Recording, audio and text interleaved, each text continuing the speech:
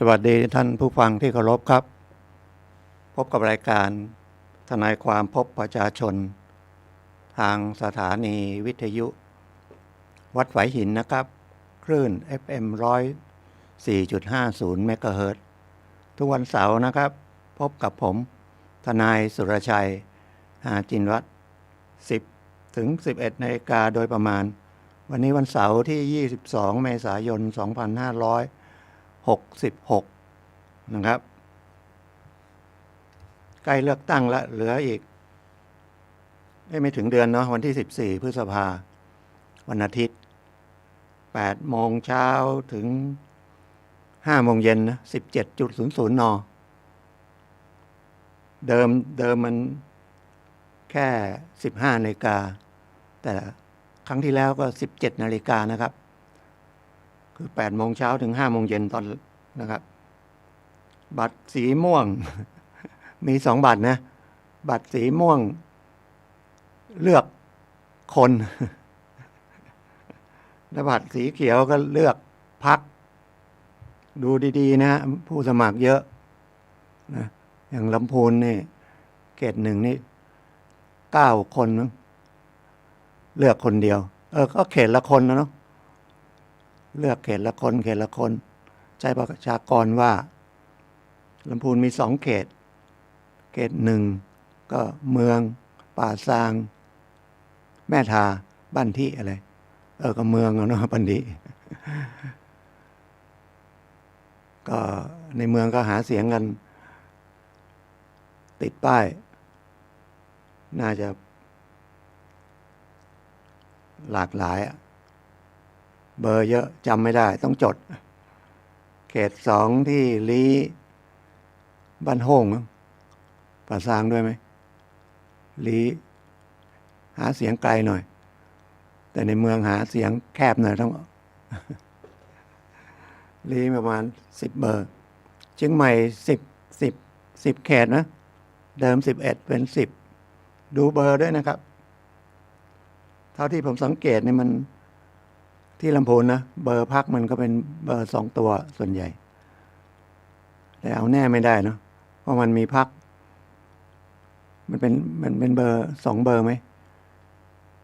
ไอ้เลข2 ตัวถ้าพรรคจดเข้าไปก็ได้นะเขาคงไม่ว่าไม่นั้นก็ไปดูที่หน้าคูหาเพราะเราจดไม่ได้ไปทำอะไรเป็นเรื่องส่วนตัวเราเนาะกันลืมแล้วก็ใช้กากบาทนะครับ2 เส้นตัดกันขีดเส้นเดียวก็ไม่ได้นะขีดหลายเส้นก็ไม่ได้นะ2 เส้นตัดกันเหมือนเลขบวกก็ได้เลขคูณก็ได้ให้มันตัดกันก็แล้วกันอยู่ในช่องไม่อยากให้บัตรเสียนะแล้วก็รู้สึกยังมีช่องไม่ประสงค์ไม่รู้จะเลือกใครไม่ประสงค์จะเลือกนะครับแต่ถ้าจะเลือกก็ต้องมี2 กล่องเลือกตั้งนะตู้หยอดถ้ารับฟังรายการทนายความพบประชาชนนะครับทางสถานีวิทยุวัดไหวหินเป็นคลื่นของวัดของพุทธศาสนาคลื่นสีขาวเข้าไปที่แอปได้นะครับ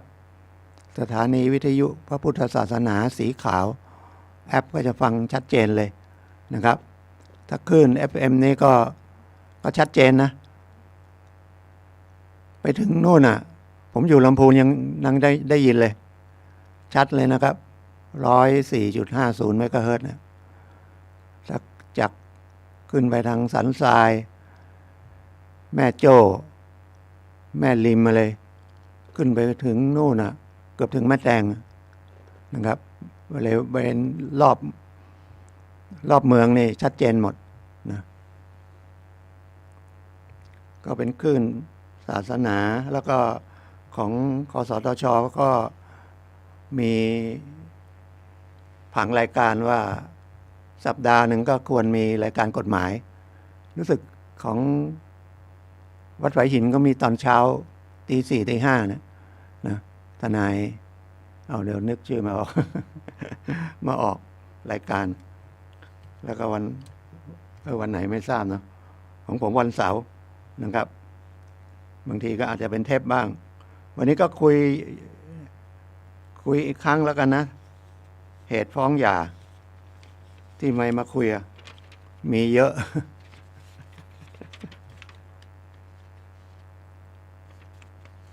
บางครั้งก็ไม่ยอมจดทะเบียนนะครับมีนะบ้านเราเนี่ยผู้หญิงก็ไม่ยอมจดผู้ชายก็ไม่ยอมจดหลังๆก็มาจดกฎหมายก็พยายาม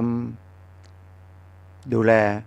จดกันก็คือมันจะมีหน้าที่เพิ่มขึ้นมาตามประมวลกฎหมายแพ่งพาณิชย์นะครับว่าตั้งอุปการะเลี้ยงดูต่างฝ่ายต่างเลี้ยงดูแต่ส่วนใหญ่เดี๋ยวนี้ก็เปลี่ยนแล้วเนาะมันก็ผู้หญิงเลี้ยงผู้ชายผู้ชายเลี้ยงผู้หญิงหรือช่วยเหลือกันทำมาหากินแล้วก็มันมีเรื่องบุตรถ้าจดทะเบียนก็เป็นบุตรที่ชอบ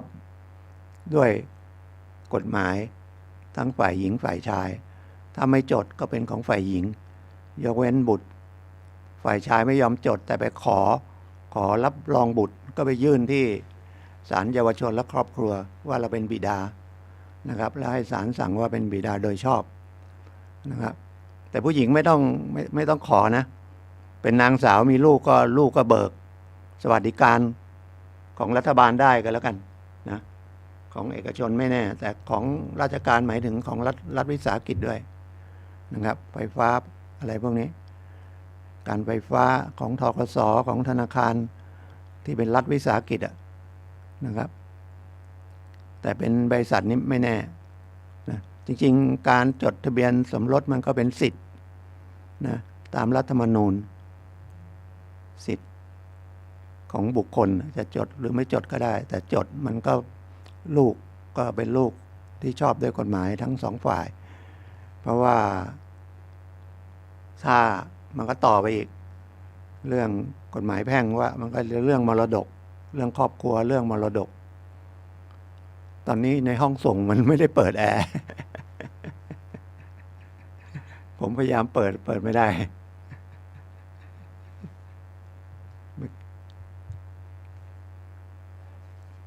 อากาศก็ข้างนอกก็ร้อนแล้วนะเข้ามาในนี้ร้อนเลย เรื่องมรดกนะครับมันก็จะตกทอดตามทายาทของพ่อแม่ก็ตกมาถึงลูกนะครับเป็นอันดับหนึ่งอันนี้หมายถึงแม่ก็เสียไปละพ่อก็เสียนะก็ตกลูกแต่ถ้าลูกตายมันก็ตกพ่อ มันใกล้ชิดถ้าไม่มีลูกไม่มีพ่อจดทะเบียนสมรสมันก็คู่สมรสเป็นสินสมรสส่วนหนึ่งที่เหลือเป็นมรดกส่วนหนึ่งแล้วถึงจะไปตกพี่น้องลุงป้าน้าอาพี่น้องก็พี่น้องร่วมบิดามารดาพี่น้องร่วมต่างบิดาก็ได้หมายถึงของคนตายนะแล้วถึงจะตกปู่ย่าตายายถ้ามีแล้วก็ลุงป้าน้าอามันเดิมที่ดินก็ไม่แพงก็ไม่ค่อยมีปัญหาเท่าไหร่เดี๋ยวนี้มันปัญหาเยอะนะครับเพราะว่าที่ดินมันแพงธรรมชาติมนุษย์นะครับของมีราคามันก็ความอยากได้ความหวงแหนเดิมงานหนึ่งมันก็อย่างบันที่ไร่หนึ่ง30,000อย่างนี้ไร่เป็นล้านก็มีหลายล้านก็มีถ้าติดถนนนะถ้าเป็นนาไม่ติดถนนก็4-5 แสนเดิมก็เดินผ่านที่กันก็ไม่มีปัญหาเดี๋ยวนี้ไม่ได้นะกลัวเรื่องว่าปล่อยเดินแล้วก็อาจจะตกเป็นภาระจำยอมอะไรอย่างนี้นะครับแต่กฎหมายก็เขียนว่าเรื่องภาระจำยอมเรื่องทางจำเป็นภาระจำยอมยกตัวอย่างก็คือมีทางสาธารณะอยู่ข้างหน้ามีที่ดินแปลงหนึ่งอยู่ติดทางสาธารณะแต่มีที่ดินอีกแปลงหนึ่งอาจจะเป็นพี่น้องกันก็ได้เป็นญาติกันก็ได้หรือไม่เป็นก็ได้อยู่แปลงข้างหลัง ออกทางสาธารณะไม่ได้นะก่อนอาจจะ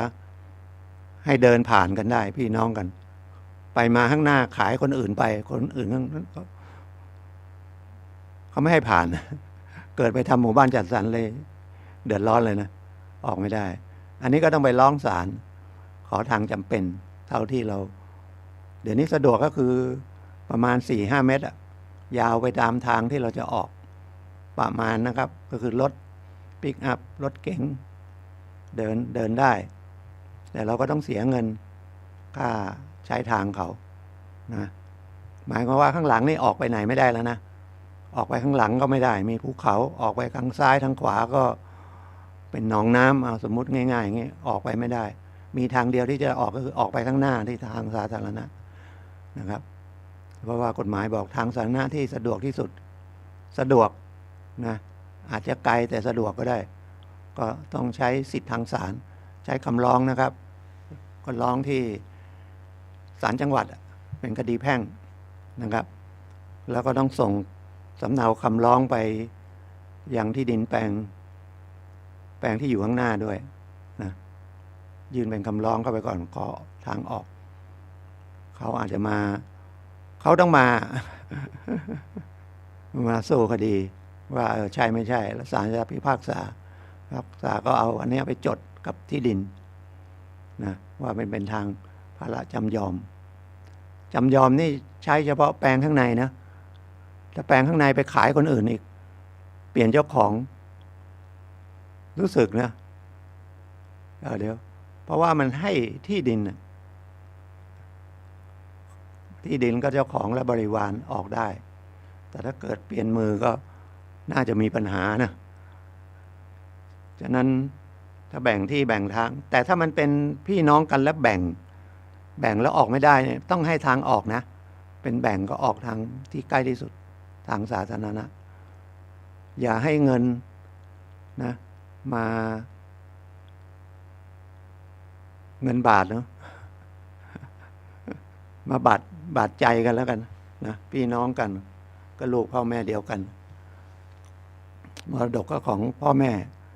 ฉะนั้นมีหลายท่านนะเป็นถึงท่านมีที่ดินเยอะท่านไม่ได้เรียนหนังสือแต่ท่านก็มีความรู้บางพ่อแม่บางคนมีลูก10ก็แบ่งให้ทุกคนตอนมีชีวิตอยู่หมดเลยไม่นั้นทะเลาะกันตายท่านก็ต้องถือว่าทำถูกต้องแล้วนะครับถ้าไปเขียนพินัยกรรมก็เถียงกันอีกไปขึ้นศาลใช่ไม่ใช่อะไรเนี่ย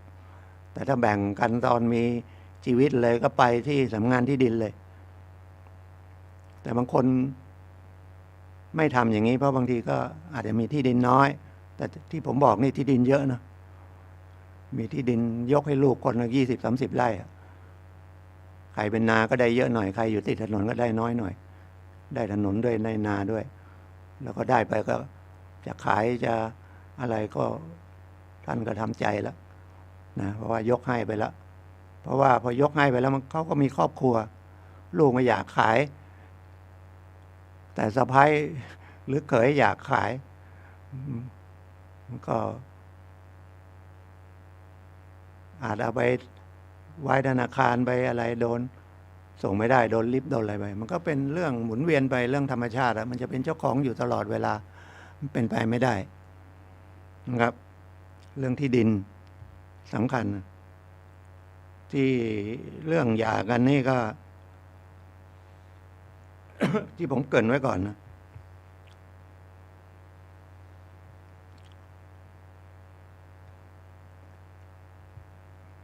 มี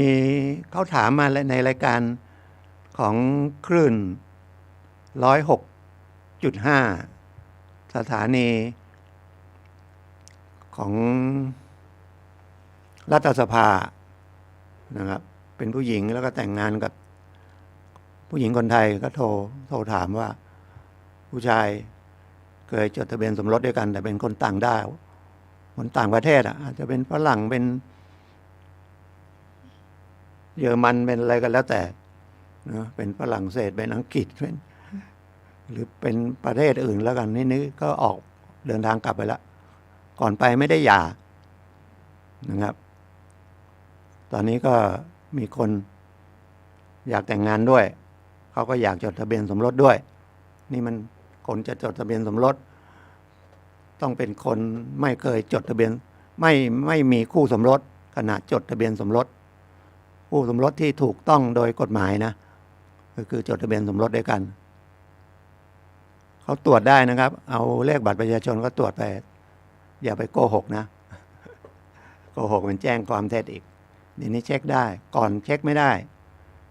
ระบบมันยังไม่ได้เข้าคอมพิวเตอร์นะเดี๋ยวนี้เข้าไปถ้าหย่าก็ต้องไปหาใบหย่าถ้าจะแต่งงานกับคนที่เขาเคยจดทะเบียนสมรสแล้วก็ต้องมีใบหย่าก็ขอคัดที่อำเภอนั่นแหละครับคัดที่เขตนั่นแหละนะครับคัดออนไลน์ทะเบียนสมรสทะเบียนหย่าคัดได้แสดงต่อนายทะเบียนจดทะเบียนสมรสจดที่ไหนก็ได้หย่าก็หย่าที่ไหนก็ได้ไม่ใช่จดที่เมืองลำพูนแล้วต้องมาหย่ากันที่เมืองลำพูนหรือจดที่เมืองลำพูนจะต้องเนาะจดที่เชียงใหม่ไปหย่าลำพูนก็ได้ไปหย่ากรุงเทพก็ได้จดกรุงเทพหย่าเชียงใหม่ก็ได้นะครับไม่ห้ามนะครับแล้วถ้าจะจดทะเบียนสมรสใหม่ถ้าไม่ใช่คนเดิมต้องเว้นระยะนะอย่างน้อย310 วันมั้งเขากลัวมีลูกติดในท้องอ่ะกฎหมายเขาเขียนแต่ถ้าไม่นั้นเราก็ต้องไม่รู้อันนี้แวบขึ้นมาไปให้หมอตรวจว่าไม่มีการตั้งครรภ์อย่างนี้ได้ไหม ก็ลองดูนะนายทะเบียนเขาจะจดให้ไหมเรื่องมนุษย์นี่มันยุ่งนะมันยุ่งกับไอ้เรื่องสมมุติเนี่ยแหละ จริงๆสมมุติมันก็ต้องการจะให้มันเป็นระเบียบเรียบร้อยอ่ะนะมันก็มาจากศีลธรรมอ่ะนี่มันไม่พอมันไม่มีสภาพบังคับศีลมันรับแล้วไม่ปฏิบัติก็อย่างมากก็ตกนรกมันเมื่อไหร่ก็ไม่รู้หรือจริงมันตกในตั้งกธรรมละนะครับไม่สบายใจแล้วโกหกไม่สบายใจแล้วไปฆ่าสัตว์ตัดชีวิตไปจี้ไปปล้นเขาไปหลอกลวงเขาใหม่ๆมันก็เกิดในใจอ่ะต่อไปมันก็เกิดในใจแต่มันเกิดอาการ ชาไปแล้วนะไม่รับรู้แล้วคนเดือดร้อนถือว่าโง่เยอะแยะเลยตอนนี้นะครับถ้าเป็นชู้กันนะต้องจับให้ได้เนาะกฎหมายเขียนว่าเป็นชู้แล้วก็เลี้ยงดูหญิงอื่นฉันสามีภรรยาหรือไปเป็นชู้เป็นอาจิน เป็นชู้ครั้งเดียวอาจจะหย่าไม่ได้มั้งไม่รู้นะเป็นชู้ประจำเลยอย่างนั้นเป็นครั้งเดียวไม่เป็นชู้กฎหมายเขียนอย่างนั้นนะเราไปพิสูจน์กันในศาลไปเลี้ยงดูคนอื่นนะครับประพฤติชั่วเนี่ยนะเล่นการพนันเป็นหนี้เป็นสินใช้ไปแล้วบันทึกแล้วว่าจะเลิกอันนั้นก็ผิดทันบนด้วยเลิกแล้วต้องหย่านะเนี่ยจังหวะไม่ดีไปเจอคนไม่ดีนะก็ถือว่าเลิกล้างกันก็โอเคนะบางทีมันก็อดีตชาตินะเราอาจจะเป็นอย่างนี้ก่อนก็ได้ นะเลยไปได้นะผู้ชายไปแต่งก็ได้เมียเล่นการพนันผู้หญิงก็อดีตชาติก็เนาะไม่รู้ทำอะไรไว้ไปได้สามีขี้เหล้าขี้ยาติดยาเสพติดนะถ้าติดคุกเกิน1 ปีนะครับก็เป็นเหตุอันหนึ่งฟ้องหย่าได้นะหรือทำประพฤติชั่วร้ายแรงทำให้เราอับอายขายหน้านะครับเสียหายนะก็ถ้าอยู่กันแล้วเสียหายร้ายแรงก็ฟ้องหย่าได้นะครับแต่ถ้าทิ้งร้างไปจงใจทิ้งร้างไป1 ปีจากนั้นถ้าเขาออกจากบ้านไป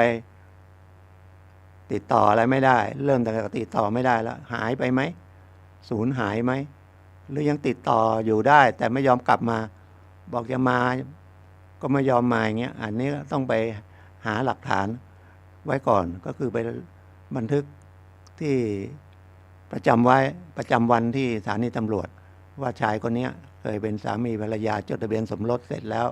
เรียบร้อยนี่ออกจากบ้านไปเลยตั้งแต่วันนี้เอาพยานไปสอบด้วย ผู้ใหญ่บ้านก็ได้ไปสอบ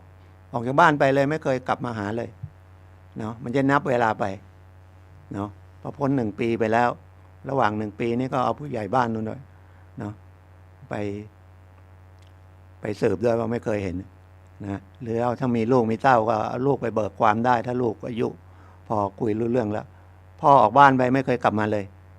แต่ถ้าเขาไม่กลับมาแต่เขาส่งเงินมา เขาทำหน้าที่อยู่นะส่งเงินมาเลี้ยงดูลูกเลี้ยงดูอะไร แต่ก็อาจจะหย่าได้นะเพราะว่าไม่อยากเป็นภรรยาแล้วไม่มานะครับแต่เขาทำหน้าที่พ่อส่งเงินให้ลูกอะไรอย่างเงี้ยแล้วก็คดีครอบครัวนี่ละเอียดอ่อนนะครับ เป็นเรื่องของคดีเยาวชนและครอบครัวเนี่ยเยาวชนก็คุ้มครองเด็ก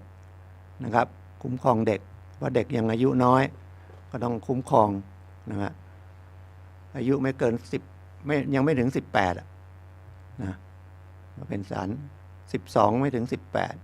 18ก็เป็นผู้เยาว์เป็นเด็กเป็นผู้เยาว์นะใครไปทำผิดก็โทษเยอะนะแต่ถ้าเด็กไปทำผิดก็ไม่เอาไปเข้าไปในเรือนจำแต่เอาไปคุมประพฤตินะเต็มที่เลยแบบคุมประพฤติที่ทางแม่ริมศูนย์ฝึกอบรมนะครับอันนี้หมายว่าเขาทำผิดหลายครั้งแล้วยังไม่ยอมฟังปกติก็จะให้พ่อแม่ประกันออกไปไม่อยากเอาไปคุมขังที่ไหนนะครับแล้วก็ประกันก็ไม่ใช้หลักประกันไม่เท่าไหร่เงินไม่กี่สตังค์แต่พ่อแม่ก็ต้องมารับรองนะบางคดีผมเห็นให้ยายไปแม่ก็ไม่มาพ่อก็ไม่มาศาลละเอียดนะครับเอาพ่อแม่ยังไม่สนใจเลยเนี่ยเสียเลยทำไมให้ยายมายายก็บอกว่าพ่อแม่ไปทำงานถ้าขาดงานก็ไม่มีรายได้เอาแล้วลูกก็ไม่จำเป็นเหรอมันไม่เหมือนคดีแพ่งนะครับแพ่งทั่วไปเนี่ยเอาไม่มาก็ไม่มานะก็ถือว่าขาดการพิจารณาไปแต่ศาลเด็กแล้วก็ศาลเด็กมีผู้พิพากษาเป็นที่ประจำศาลเป็นผู้พิพากษาโดยตำแหน่งกับผู้พิพากษาสมทบนะครับมี2 ท่านนะครับสมทบนี่ก็เป็นบุคคลธรรมดานะครับแต่มีคุณสมบัติแล้วก็ศาลเปิดรับสมัครก็ไปรับสมัครแล้วก็ผ่านการทดสอบความรู้จิตใจนะครับว่าเคยมีครอบครัวไหม ต้องมีเป็นคนที่มีครอบครัวแล้วนะหรือเคยเลี้ยงดูเด็กเลี้ยงอะไรอย่างเงี้ยไม่นั้นเดี๋ยวเป็นคนไม่เคยมีครอบครัวขึ้นมาสภาพจิตใจไม่เคยนะมาตัดสินมาอะไรอย่างเงี้ยมันอาจจะพลาดนะครับเพราะว่าความรู้สึกการเป็นพ่อเป็นแม่ลูกยังไม่รู้หรอกจนกว่าลูกจะไปเป็นพ่อเป็นแม่ลูกไปแต่งงานกันแล้วมีลูกออกมาจะมีความรู้สึกพ่อแม่ทุกข์ยากขนาดนี้แม่รักลูกขนาดไหนนะยอมตายให้ลูกแต่ไม่รู้ปัจจุบันมีก็ต้องเป็นมีธรรมชาติมนุษย์นะครับยกเว้นบางรายนะครับบางรายไปติดยาแล้วขาดสติไปเลยนะหรือความรักทำให้ตาบอดมันไม่ใช่บอดจริงๆนะมันบอดจริงๆก็ยังดีไอ้นี่บอดเสียชีวิตนะไม่อยากซ้ำเติมข่าวก็ลงกันอยู่นะที่ไปยิงข่าวนะครับเอาปืนไปยิงฝ่ายหญิงแล้วก็ยิงตัวตายตามข่าวข้อที่จริงเราไม่รู้เพราะคนตายไปแล้ว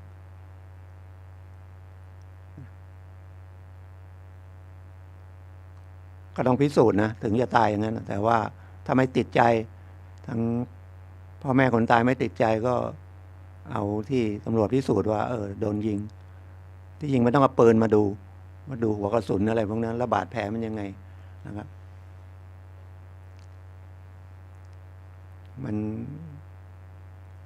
ถ้าพูดถึงพุทธศาสนาก็บอกว่าอดีตชาติก็ฆ่าตายทำมาแล้วเหตุมายังไม่หมดจริงๆเป็นคนดีทั้งคู่นะถ้าพูดถึงบุญมีเยอะนะส่งมาสวยงามมีความรู้ผู้ชายก็รูปหล่อเรียนดีนะแต่มาพลาดเนี่ยแป๊บเดียวฉะนั้นเรื่องสติแล้วอาวุธปืนนี่ไม่น่านะต้องเก็บให้มิดชิดนะมันมีบางรุ่นนั้นไม่มันมีกุญแจใส่ก็ได้ใส่กุญแจ เหนี่ยวไกลไม่ได้ หรือบางรุ่นมันมีไหมมีเนาะแต่มันบ้านเราคงไม่มีมันจะจำคนยิงได้ ถ้าไม่ใช่คนยิงมันไม่ระเบิดตั้งใส่ชิปแล้วใส่อะไรได้ต้องเก็บมิดชิดนะอาวุธร้ายแรงแม้แต่มีดพระของมีคมอะไรพวกเนี้ยมันเวลามันโมโหแล้วก็หน้ามืดแป๊บเดียวนะครับเสียชีวิตแล้วก็พอนั่นรู้ขึ้นมากลัวความผิดก็เลยฆ่าตัวตายเสียทรัพยากรมนุษย์เสียเงินพ่อแม่เลี้ยงดูมาหัวใจพ่อแม่สลายนะครับไม่นับถึงว่าเงินทองที่เลี้ยงดูมาหมดกันกี่ล้านนะเป็นเงินนะครับแต่จิตใจมันมากกว่านั้นนะครับเสียหายนะครับเสียหายแล้วอาจจะเป็นโรคซึมเศร้าเป็นอะไรไปเลยเหมือนกับตำหนิตัวเองเลยว่าทำไมลูกเนาะถึงก็ต้องฆ่าตัวตายหรือทำเหตุอะไรแบบนี้แล้วก็ไปสังคมไปอะไรก็คงยากนะครับคงยากฉะนั้นเนี่ยมันแป๊บเดียวจริงๆนะครับวิกลจริตเกิน3 ปีผิดทันบนถ้าจะทำทันบนก็ไปทำที่ไม่อยากจะแนะนำไปโรงพักเลยนะอะไรๆก็ไปโรงพักไปยุติธรรมจังหวัดก็ได้เนาะขอบันทึกยุติธรรมจังหวัดก็มีศูนย์ไก่เกลี่ยนะครับมีเจ้าหน้าที่จูงมือกันไปแบบบันทึกให้หน่อยนะครับถ้าเล่นการพนันถ้าเล่นอีกครั้งหนึ่งนะต้องหย่านะอะไรอย่างเงี้ยเป็นโรคติดต่อร้ายแรงนะเรื้อรังด้วยนะไม่ใช่ป่วยนิดเดียวก็ทิ้งกันละต้องเต็มที่จริงๆนะครับแล้วก็ต้องฟ้องหย่าศาลก็ต้องดูว่ากันกรองว่าเต็มที่ไหมนะเพราะศาลเยาวชนครอบครัวก็เรื่องครอบครัวก็ดูแลไม่ให้ครอบครัวแตกแยกนะแต่ถ้ามีปัญหาจริงๆมันมีอีกหน่วยงานหนึ่งนะที่ดูแลเรื่องสำนักงานพัฒนาสังคมและความมั่นคงมนุษย์นะครับเขาดูแลเรื่องปัญหาครอบครัวนะครับคนไร้ที่อยู่คนยากคนจนคนอะไรไร้บ้านอะไรเงี้ยจริงๆไร้บ้านเขาก็ไปหาได้แต่บางทีเขาจัดให้แล้วไม่เอาอยากอยู่ เข้ากลุ่มไร้บ้านอยู่ตามถนนอย่างนี้นะครับหรือติดการพนันนะติดยาเสพติดอะไรพวกเนี้ยนะไปขอความช่วยเหลือได้เป็นสิ่งที่มีประโยชน์นะครับรัฐบาลก็ทำกฎหมายออกมาตามรัฐธรรมนูญนะครับรัฐธรรมนูญเป็นตัวใหญ่ตอนนี้จะออกกฎหมายบอกไม่ขัดเรื่องสิทธิมนุษยชนนะตรวจแล้วถึงจะออกนะ แต่บอกอ้าวแล้วอย่างคดีอาญาอันนั้นไปทำผิดนี่ทุกคนก็ต้องรับเท่ากัน ถือว่าถูกต้องนะแต่ถ้าคนหนึ่งทำผิดไม่โดนเพราะมีเงินอย่างนี้มันไม่ใช่ละนะหรือไม่ทำผิดแต่ถูกหาว่าทำผิดแล้วศาลพอขึ้นศาลพิจารณาแล้วก็บอกว่าไม่ได้ทำผิดอย่างเงี้ยไปร้องที่สำนักงานยุติธรรมจังหวัดได้นะเป็นค่าตอบแทนจำเลยนะครับแต่ถ้าเป็นผู้เสียหายอย่างโดนลูกหลงหรืออย่างที่ถูกในข่าวเมื่อกี้ที่ผมเล่าถูกฝ่ายชายยิงอย่างเงี้ยผู้หญิงคนนั้นน่ะพ่อแม่ไปขอที่สำนักงานยุติธรรมจังหวัดขอเงินทดแทนให้ผู้เสียหายได้แต่รู้สึกเขาเป็นมีฐานะดีก็คงไม่ไปนะอันนี้พูดถึงทั่วไปนะครับถ้ากรณีอย่างเนี้ยไปขอได้หรืออย่างโดนรถชนแล้วรถก็หายไปไหนไม่รู้นะอุบัติเหตุทางรถยนต์นะครับก็ไปแจ้งตำรวจแล้วตำรวจก็แนะนำให้ไปที่ยุติธรรมจังหวัดไปขอตำรวจก็ต้องไปสืบด้วยก่อนพอจะจับใครได้มาผิดถ้าไม่ได้นะครับก็ไปยื่นเราก็มีสิทธิ์ขอนะครับถ้าตายนี่ก็ได้100,000ก็ประมาณ100,000นะครับแต่ถ้าป่วยเจ็บก็มีค่ารักษาพยาบาลส่วนหนึ่งหรือพิกลพิการก็มีอีกส่วนหนึ่งก็มีคณะกรรมการดูนะครับอันนี้ไม่พูดถึงเงินพรบนะพรบไอ้เนี่ยรถมันหนีไปแล้วมันไม่รู้ว่าพรบอะไรแล้วคนเดินถนนนี่มันไม่มีพรบนะครับยกเว้นขี่จักรยานยนต์ หรือขับรถยนต์แล้วโดนรถคนอื่นมาชนแล้วเรามีพรบฝ่ายตรงข้ามมีพรบแต่มันอาจจะชนแล้วหนีแล้วไม่ได้อะไรเงี้ยไอ้พรบของเราก็คุ้มครองเราฉะนั้น2 วันก็ออกข่าวมาโดยเฉพาะมอเตอร์ไซค์ไม่ค่อยซื้อพรบกันนะแล้วรถปิกอัพเก่าๆนี่ก็ไม่ซื้อกันนะครับเยอะเลยลำพูนเชียงใหม่นี่ส่วนใหญ่เป็นทะเบียนเชียงใหม่เพราะว่ามาซื้อรถที่เชียงใหม่ก็จดทะเบียนเชียงใหม่หมดนะครับแต่ไปวิ่งอยู่ลำพูนบางคนก็บอกป้ายเชียงใหม่มันราคาดีกว่านะเวลาขายต่อจริงเท็จไม่รู้เขาบอกป้ายลำพูนเนี่ยราคามันจะตกรถสภาพเดียวกันเลยปีเดียวกันยี่ห้อเดียวกันเลยนะเชียงใหม่อาจจะได้ราคากว่า อีก10,000-20,000ก็ได้ถ้าลำพูนอาจจะลดลงไปอีก10,000-20,000เขาว่านะจริงไม่จริงไม่รู้นะครับหรือป้ายทางแถบชลบุรีอย่างเงี้ยราคาก็ไม่ดีเพราะว่าเขาบอกวิ่งอยู่ทางน้ำเค็มเพชรบุรีราชบุรีติดชายทะเลนะครับชลบุรีราคาอาจจะลดผุแล้วไงผุง่ายโดนน้ำเกลือน้ำเค็มเหงื่อทุกวันเสาร์นะครับรายการทนายความพบประชาชนก็เอาสาระเกี่ยวเนื่องกับกฎหมายมาเผื่อท่านแล้วกันเนาะมาสะกิดใจไว้ว่ามันมีอย่างนี้เรามีสิทธิ์ตามกฎหมายเยอะแยะหมดนะครับแล้วถ้ามันมีปัญหามันไม่ตรงกับประเด็นนะครับก็โทรศัพท์เบอร์เดิมนะครับ0896355649 โทรช่วงกลางวันนะครับออนไลน์ถ้าเกิดปัญหาปุ๊บเข้าไปที่เว็บไซต์แจ้งความออนไลน์เลยนะครับยังไม่ต้องไปสถานีตำรวจนะครับเพราะว่าถ้าไปสถานีตำรวจมันจะช้าแจ้งเลยเมื่อ2 วันก็มีคนมาถามผมลูกชายก็เขาชวนลงทุนหมดไปหลายสตางค์เสียดายตังค์แทน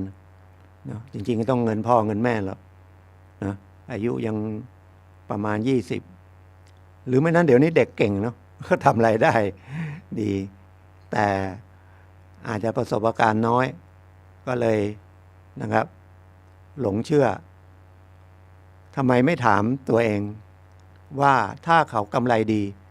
เขามาชวนเราทำไมต้องมาแบ่งกำไรให้เราทำไมล้านหนึ่งได้เดือนละ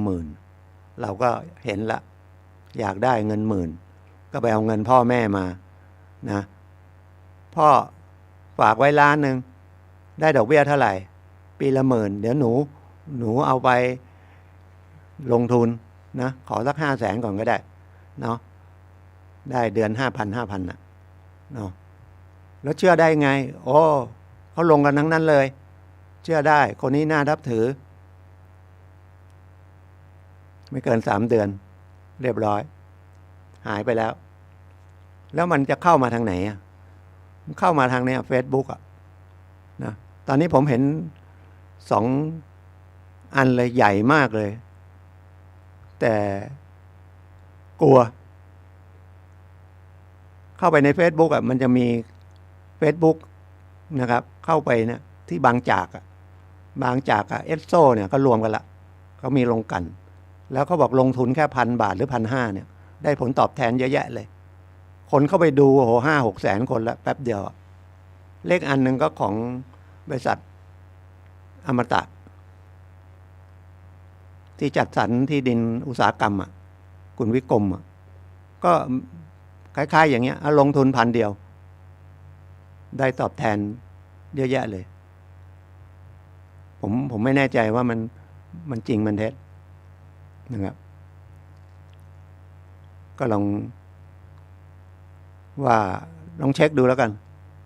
ตอนแรกผมก็อยากจะดีเหมือนกันนะ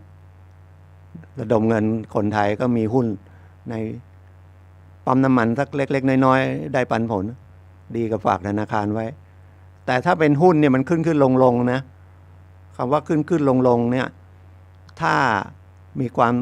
เข้าประกอบกิจการดีเอาเงินเราไปลงทุนเขาก็ปันผลเราเยอะหุ้นตัวนั้นนอกจากได้ปันผลเยอะแล้วหุ้นตัวนั้นคนก็จะแย่งกันซื้อราคามันก็ขึ้นนะครับกลับกันมันอาจจะลงก็ได้ถ้าเห็นมีธนาคารอันนึงออกมาว่าเจ้าหนี้รายใหญ่จะเบี้ยวหนี้ทำหุ้นตกเลยคนเล่นหุ้นนี่จิตใจอ่อนไหวเร็วมากนะครับหูไวตาไวเลยนะครับเช็คเอานะครับใน Google ใน Facebook อ่ะในฐานะสื่อมวลชนเนาะเอามาบอกด้วยความปรารถนาดี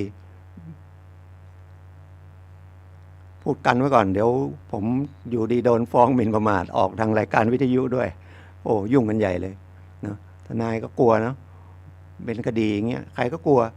หรือใครไปศาลไม่กลัวนะจะเป็นโจทย์เป็นจำเลยก็กลัวทุกคนนะครับแต่ไปกลัวก่อนที่มีเรื่องแต่บางทีมันระวังมันก็ยังมีเรื่องนะพูดถึงรายนี้ก็นึกอีกอันหนึ่งนึกขึ้นมาได้อันนี้โดนจับไปแล้วชวนลงทุนเหมือนกันค้านมเลี้ยงทารกมันกรรมเก่าแท้ๆส่วนใหญ่อะเป็นพยาบาลแล้วก็มาเจอคนนี้ก็ชวนแล้วมาหาผมก็ถามทำไมรู้จักพยาบาลคนนี้ผมเคยไปรักษาที่โรงพยาบาลเขาดูแลดีคุยดีแล้วก็มาชวนเนี่ยแนะนำพวกนี้จะอัธยาศัยดีนะครับพูดเก่งพูดนะลิงหลับพูดน่าเชื่อถือเขาบอกลงทุนเขานะได้กำไรเยอะไม่มีตังค์เขาบอกว่าก็พ่อขายที่ได้ไม่เหรอเห็นคุยให้ฟังเอาเงินพ่อมาก่อนดิพ่อก็ตามใจลูกไปถอนธนาคารเลยเงินสดพูดอย่างนี้ทีไรผมก็จะตำหนิ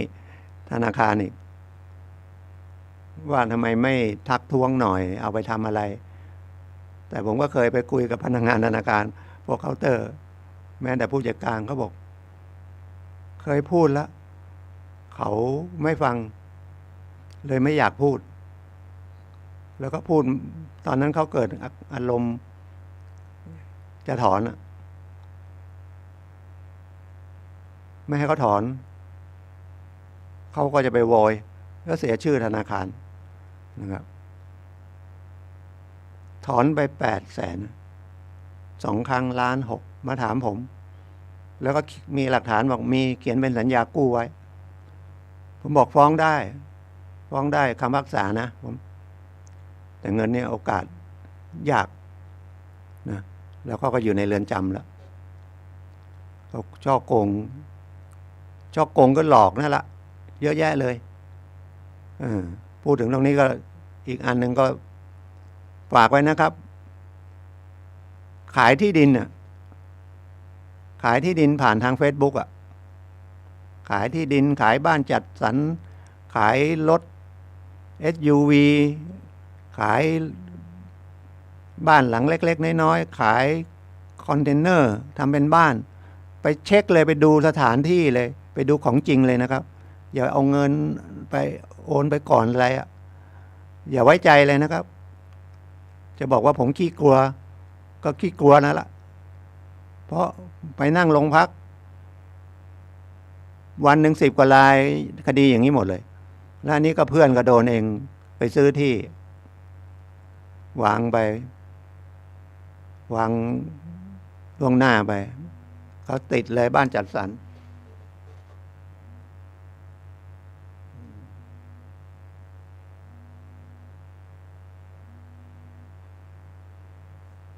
บ้านจัดสรรนะครับส่งไปก็บอกจะทำถนนไม่ทำแล้วก็ไปมาเลยผมบอกให้ไปเช็คที่ดินนะว่าที่ดินแปลงที่เขามาจัดสรรของเขาก็มีใบอนุญาตจัดสรรไหมไปถึงก็โอ้จ้าเอเลยแจ็คพอตหลอกคนมาไม่รู้กี่10 คนแล้วนะครับเป็น100นะขึ้นโรงพักโอกาสหวังได้เงินเนี่ยยากนะเงินเขาก็ละลายไปหมดอย่างดีก็จับตัวได้แต่ทรัพย์สินอะไรไม่มีก็ติดคุกสูงสุดไม่เกิน20 ปีคดีฉ้อโกงนะแล้วอาจจะถูกเรื่องของพรบ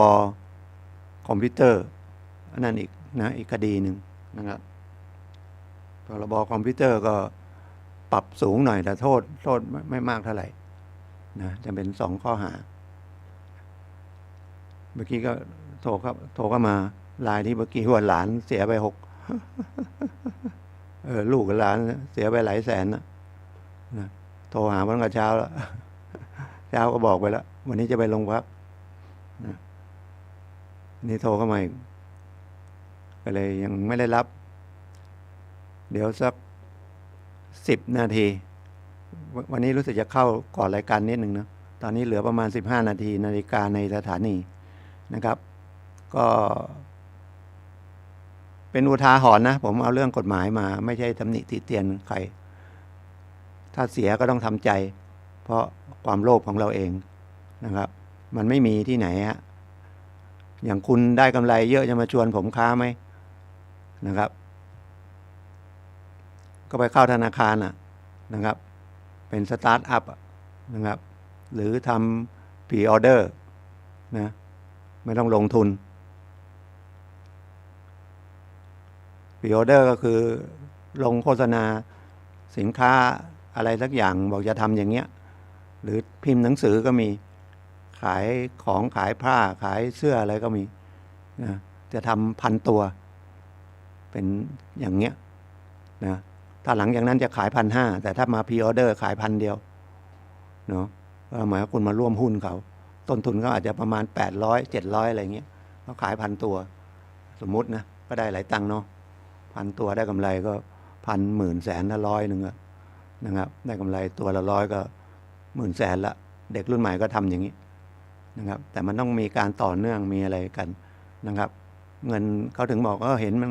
เงินง่ายเนาะเขาหลอกเราก็อย่างเงี้ยเดี๋ยวนี้ก็หลอกง่ายๆ500จะกู้เงินไหนๆก็เตือนอีกทีจะกู้เงินเขาอาจจะมีลงโฆษณานะอย่างออมสินอย่างธนาคารกรุงไทยอะไรนะแต่ต้องไปติดต่อที่ทำงานนะ ไปติดต่อที่ธนาคารนะ ไม่ใช่สมัครก่อน500เนี่ยก็เสีย500เขาได้100 คนได้เท่าไหร่ วันหนึ่ง50,000เนาะ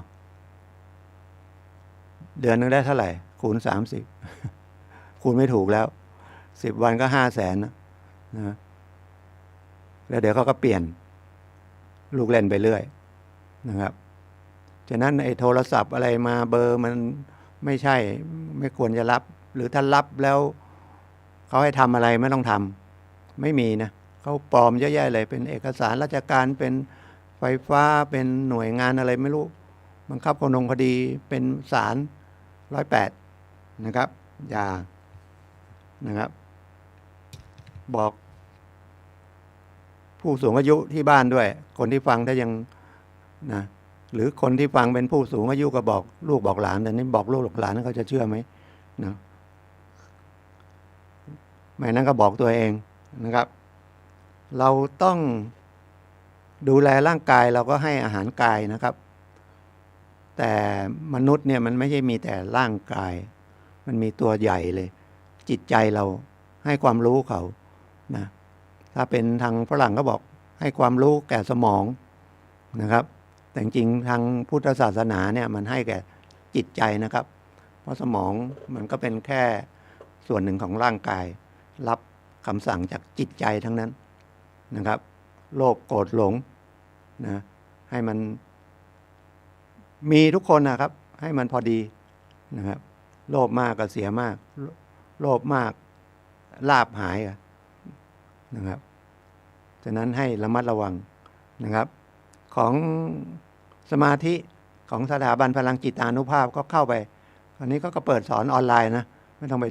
เดินทางไปที่สถานที่นะมีสอนแบบ1 วันก็มีวิทันทศานะวันหนึ่งอันนั้นอาจจะไปเรียนกับเขาหรือออนไลน์ก็ได้นะพยายามเรียนออนไลน์เพราะว่าโควิดก็มาแล้วตอนช่วงโควิดก็สถาบันก็เหมือนก็เลิกไม่ได้เลิกนะครับสอนออนไลน์กันทั่วประเทศนะครับพอโควิดเผาไปก็เปิดที่สาขาก็เลยคนก็ไม่ค่อยออกไปเพราะว่าโควิดไม่มีแต่มีฝุ่นนะมืดเลยมองไม่เห็นพระเทพเลยดอยสุเทพเลยนะครับฉะนั้นพิมพ์เข้าไปสมาธิ101นะครับ .com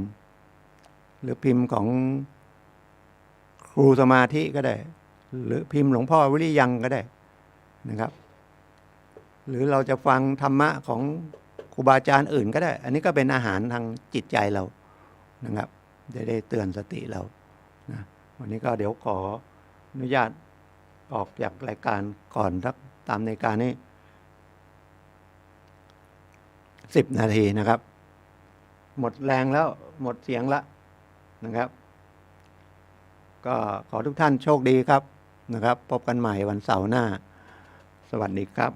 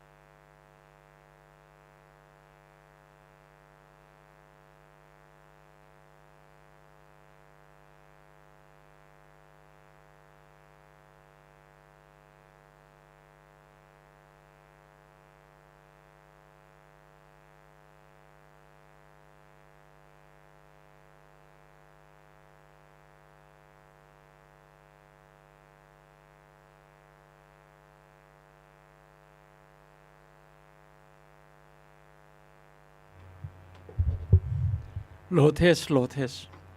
low test low test low test low test low test low test low test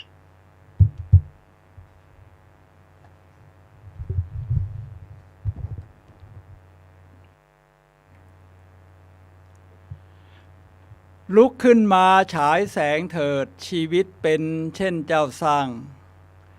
ขอต้อนรับเข้าสู่รายการพลังแห่งชีวิตรายการเพื่อการสร้างแรงบันดาลใจนะครับโดยผมสุนัย โลหะวิวัฒน์ผู้ดำเนินรายการมาพบกับท่านผู้ฟังทุกวันเสาร์เวลา 11 โมงถึงเที่ยงทางสถานีวิทยุเพื่อการศึกษาพระพุทธศาสนาและวัฒนธรรมคลื่น FM 104.5 เมกะเฮิรตซ์ออกอากาศณวัดฝายหินมหาวิทยาลัยเชียงใหม่จังหวัดเชียงใหม่สำหรับท่านผู้ชมที่ชมผ่านทางโซเชียลมีเดียครับผมไม่แน่ใจว่าทาง YouTube จะเป็นอย่างไรนะแต่ว่าYouTube ก็ใช้ได้ครับแต่ต้องพิมพ์คำว่าวัดฝายหินภาษาไทยนะไม่ต้องมีคำว่า2แล้วก็ทาง Facebook ก็จะเป็นภาษาอังกฤษว่าทีวีฝายหินนะครับท่านผู้ฟังครับเดี๋ยวผมเช็คกับผู้ฟังทางบ้านนิดหนึ่งเพราะวันนี้เราไม่มีเพลงนะเราไม่มีเพลงผมก็จะพูดไปเรื่อยๆครับเดี๋ยวนะครับเช็คนิดนึงนะครับก็ยังไงก็ดูทาง Facebook กันไปก่อนครับวันนี้หรือจะดูเหมือนเดิมต้องเลื่อนดูที่ YouTube นี่แฟนคลับแจ้งมานะครับถ้าจะดู YouTube ก็เข้าไปที่ฝายหินนะครับก็พิมพ์คำว่าวัดฝายหินท่านผู้ฟังครับตอนนี้ไม่มีเพลงไม่เป็นไรครับผมก็จะดำเนินรายการโดยใช้เสียงพูดนี่ไปเรื่อยๆครับท่านผู้ฟังครับวันนี้หัวข้อที่เราจะคุยกันนี่ตั้งชื่อไว้ว่าจงเป็นการเปลี่ยนแปลงหรือก็คือ Be the Change ทีนี้ทำไมถึงตั้งชื่อหัวข้อนี้ครับเพราะการเปลี่ยนแปลงนี่มันเป็นเรื่องของอนิจจังทุกขังอนัตตานะครับคือโลกมันก็เปลี่ยนสิ่งแวดล้อมมันก็เปลี่ยนประเทศนี้มันก็เปลี่ยนผู้คนมันก็เปลี่ยนมันก็มีการพัฒนาเปลี่ยนแปลงไปเรื่อยๆแบบนี้นะครับวันนี้เลยเราก็เลยคุยกันในเรื่องของ Be the Change คือจงเป็นการเปลี่ยนแปลงเพราะนอกจากสิ่งอื่นๆรอบตัวเราจะเปลี่ยนแปลงเราจะมาเน้นจุดสำคัญก็คือในเรื่องของตัวเราเองว่าเราจะเปลี่ยนอย่างไรเพราะวลีนี้เป็นวลีที่สำคัญของมหาตมะคานธีนะครับรัฐบุรุษของโลกชาวอินเดียที่เคยพูดไว้ว่า Be the change you want to see in the world จงเป็นการเปลี่ยนแปลงที่คุณอยากเห็นในโลกนี้ฉะนั้นตอนนี้โลกมันก็พัฒนาไปมากแล้วก็สิ่งแวดล้อมใกล้ๆในประเทศเราเองก็พัฒนาไปมากแล้วก็สิ่งแวดล้อมข้างๆก็พัฒนาไปมากเปลี่ยนแปลงไปมากเราเองก็จำเป็นจะต้องพัฒนาตัวเองโดยการเปลี่ยนแปลงไปในทางที่ดีขึ้นนะครับตอนนี้ก็เป็นเรื่องที่ดีนะครับสำหรับประเทศไทยเราเพราะเราจะมีการเลือกตั้งครั้งสำคัญนะครับที่ยังไงก็ยังผมก็ยังทันในยุคนี้คือวันที่14 พฤษภาคมพุทธศักราช 2566 เราจะมีการเลือกตั้งสสทั่วประเทศฉะนั้นในช่วงนี้เราก็จะเห็นมีการดีเบตนี่เราถ้าสังเกตให้ดีนะครับเราจะเห็นในมุมของการเปลี่ยนแปลงกับมุมของการไม่เปลี่ยนแปลงเพราะวันนี้เราจะคุยกันในเรื่องของการเปลี่ยนแปลงแล้วตรงที่เชื่อมโยงถึงตรงนี้เพราะว่าอย่างไรก็ตามการเมืองเนี่ยมีผลกระทบต่อเราอย่างชัดเจนครับเวลาเขาออกกฎกระทรวงตราเป็นพระราชบัญญัตินี่มันก็มีผลกระทบต่อเราที่เป็นพลเมืองนะครับฉะนั้นดีเบตเนี่ยตอนนี้ผมว่าดีนะคือให้ผู้คนที่จะลงสสหรือแกนนำของพรรคได้มาแสดงวิสัยทัศน์แสดงทัศนคติแสดงมุมมองแสดงว่าคุณจะประกาศนโยบายอะไรคุณจะทำได้จริงไม่มีเหตุผลที่จะทำได้จริงเพราะอะไรผมว่าตรงนี้นะมันเป็นการพัฒนาป ประเทศเรานะรวมทั้งพัฒนาผู้คนอย่างเราเนี่ยอย่างผมเนี่ยผมฟังแล้วนี่มันมีหลายสิ่งที่ผมได้เรียนรู้จากการดีเบตครับจากการดีเบตเนี่ยโอ้โหผมว่าสุดยอดเพราะเป็นการรวมเอาคนชั้นนำของประเทศที่จะมาปกครองบริหารประเทศของเราเนี่ยมาแสดงวิสัยทัศน์แล้วเราก็เรียนรู้ผมว่าตรงนี้เป็นการเรียนรู้ที่มันก้าวหน้าเช่นเขาบอกว่าผมก็เพิ่งได้ยินนะอาจจะทีแรกอาจจะไม่เข้าใจเช่นคาร์บอนแท็กซ์ซึ่ง EU สร้างเป็นกฎหมายขึ้นมาสำหรับประเทศที่ปล่อยคาร์บอนไดออกไซด์ไปในอากาศสร้างมลภาวะมากๆเนี่ยนะครับเขาจะตั้งกำแพงภาษีคาร์บอนแท็กซ์เนี่ยเอาไว้สูงฉะนั้นคุณมาสร้างโซเชียลคอสเช่นประเทศไทยเราสร้างโซเชียลคอสคือเราไม่อยากเป็นคอสของผู้ประกอบการเราก็เผาข้าวสั่งข้าวโพดเขาเผาตอสั่งอะไรก็ตามแต่โดยไม่ต้องไถกรอบก็ประหยัดต้นทุนของผู้ประกอบการแต่มันเป็นโซเชียลคอสเป็นต้นทุนของสังคมคิดว่าจะได้กำไรเยอะขาย EU เขาก็ตั้งกำแพงภาษีนะครับสรุปแล้ว มันก็เหมือนเดิมเพราะคุณไปโดนกำแพงภาษีเรื่องคาร์บอนแท็กซ์ฉะนั้นตรงนี้มันเป็นความรู้ใหม่ๆครับซึ่งเราต้องจำเป็นต้องปรับปรุงฉะนั้นตอนนี้ผมว่าเป็นข่าวดีนะครับที่เราจะได้ฟังดีเบตที่อาจจะมีก็แยกเป็นช่วงเช่นอนุรักษ์นิยมไว้ก่อนกลางปรับเปลี่ยนได้หรือก้าวหน้าเราก็พัฒนาไปตามนี้ทีนี้นี่เป็นข่าวดีนะครับเดี๋ยวผมจะพูดถึงเมื่อจะเปลี่ยนเนี่ยนะครับคนอื่นเปลี่ยนมันก็สำคัญสำหรับเราแต่ถ้าเราเปลี่ยนตัวเองเนี่ยนะครับผมว่านี่เป็นความยิ่งใหญ่ฉะนั้นผมมีบทความครับท่านผู้ฟังครับคือ10เหตุผลว่าทำไมคุณไม่ได้พลิกชีวิตกับเขาสักทีเพราะคุณไม่เปลี่ยนหรือไม่ตั้งใจจะเปลี่ยนเดี๋ยวเราจะมาฟังรายละเอียดกันนะครับสักครู่เดียวครับไม่มีเพลงขั้นจังหวะผมก็ถ้าผมไม่พูดมันก็จะเงียบนะครับผมก็เช็คดูนิดหนึ่งเพราะวันนี้มีความคลุกคลักในเรื่องของโซเชียลมีเดียนิดหนึ่งนะครับเพราะเอาละเขาก็ดูกันได้นะครับดูกันได้ผมก็ดูตัวเองซะหน่อยนะครับว่าเป็นอย่างไรบ้างอันนี้ใน Facebook ก็โอเค Facebook หน้าตาก็จะออกมาอย่างนี้นี่หน้าตาก็ออกมาอย่างนี้นะครับท่านผู้ฟังครับนี่ก็เป็นโลกของความสมัยใหม่นะเราก็ต้องเปลี่ยนตัวเองเพื่อปรับตัวให้ทันครับเดี๋ยวเราจะเข้าสู่รายละเอียดของการปรับเปลี่ยนว่า11ผลทำไมถึงคุณยังไม่ได้พลิกชีวิตกับเขาสักที เหมือนเดิมอยู่อย่างนี้มา10-20 ปีแล้วทำไมมันไม่รุ่งเรืองกับเหมือนเขาบ้างล่ะครับฉะนั้น11ผลที่ว่าเดี๋ยวผมจะลงรายละเอียดนะครับท่านผู้ฟังครับในรายละเอียดนี้นี่นะครับท่านผู้ฟัง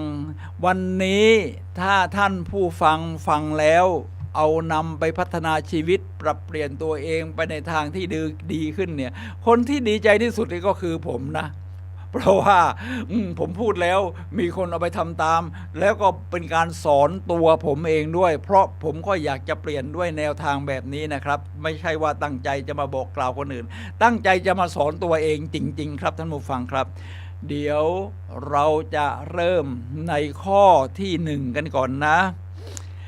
เหตุที่เราไม่ยอมเปลี่ยนแปลงนี่นะครับท่านผู้ฟังครับเพราะเรายังมีแรงกดดันไม่พออันนี้ผมนำมาจากแอนโทนี โรบบินส์นักพูดสร้างแรงบันดาลใจระดับโลกนะครับว่าเรามีแรงกดดันไม่พอทำให้เราไม่อยากจะเปลี่ยนทีนี้พอมาถึงถ้าเป็นเรื่องของตัวเราเนี่ยนะครับท่านผู้ฟังครับถ้าเราอยากจะพัฒนาตัวเองให้ดีขึ้นแต่มันไม่มีแรงกดดันไม่มีอะไรรายได้ก็ยังอาจจะยังน้อยไม่ค่อยพอค่าใช้จ่ายแต่แรงบีบคั้นแรงกดดันเนี่ยมันยังไม่พอเนี่ยนะครับฉะนั้นตรงแรงกดดันที่มากพอมันจะบังคับให้เราเปลี่ยนแต่ในความเห็นของผม เราเปลี่ยนตัวเองก่อนที่จะถูกสิ่งแวดล้อมหรือโลกนี้บังคับให้เราเปลี่ยนนะครับฉะนั้นเราก็อาจจะดูความกดดันอะไรกันแบบนี้เรามาดูถึงภาวะของการเลือกตั้งบ้างตอนนี้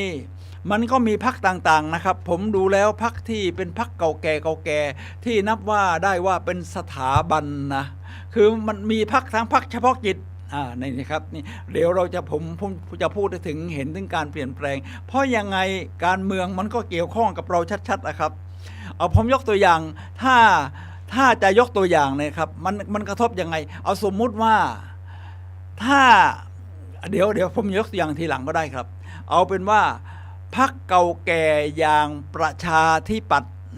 ก็ต้องถือว่าเป็นสถาบันทางการเงินเพราะผมจำความได้ว่าตั้งแต่ผมเกิดมาผมคนนครศรีธรรมราชปักใต้ก็สมัยนั้นนี่ประชาธิปัตย์กันทั้งนั้นนะครับสมัยนั้นมันเหมือนกับมันฝังหัวมาแต่โลกมันก็มีการเปลี่ยนแปลงนะโลกมันก็มีพรรคที่เริ่มเป็นสถาบันมากขึ้นผม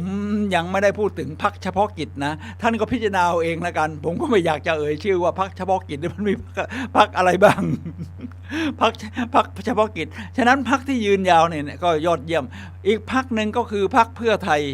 ก็ถือว่าเป็นสถาบันได้เพราะมันก็ยาวนานมานับเป็น10 ปีนะใช่ไหมครับตั้งแต่สมัยคุณทักษิณชินวัตรจนมาถึงสมัยนี้ก็ยังมีผู้สืบทอดอยู่แต่อีกพรรคหนึ่งที่น่าจับตามองที่เรียกว่าน่าจะเป็นการเปลี่ยนแปลงที่ยิ่งใหญ่เหมือนกันก็คือเช้งนะครับก็คือพรรคก้าวไกลท่านผู้ฟังครับพรรคก้าวไกลเนี่ยเริ่มมาตั้งแต่พรรคอนาคตใหม่ถูกยุบทำงาน11 เดือนถูกยุบไปก็ปรับเปลี่ยนมาเป็นพรรคก้า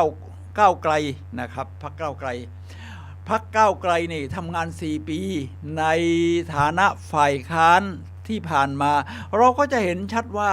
เวลาการอภิปรายไม่ไว้วางใจให้ความคิดเห็นอะไรเนี่ยสสของพรรคนี้มีคุณภาพฉะนั้นมันก็มีแนวโน้มที่ว่าถ้ารักษาจุดยืนที่ยอดเยี่ยมแบบนี้ไว้มันก็จะกลายเป็นสถาบันทีนี้มาถึงเราล่ะเอาละเราได้รับความกดดันพอแล้วยังที่อยากจะเปลี่ยน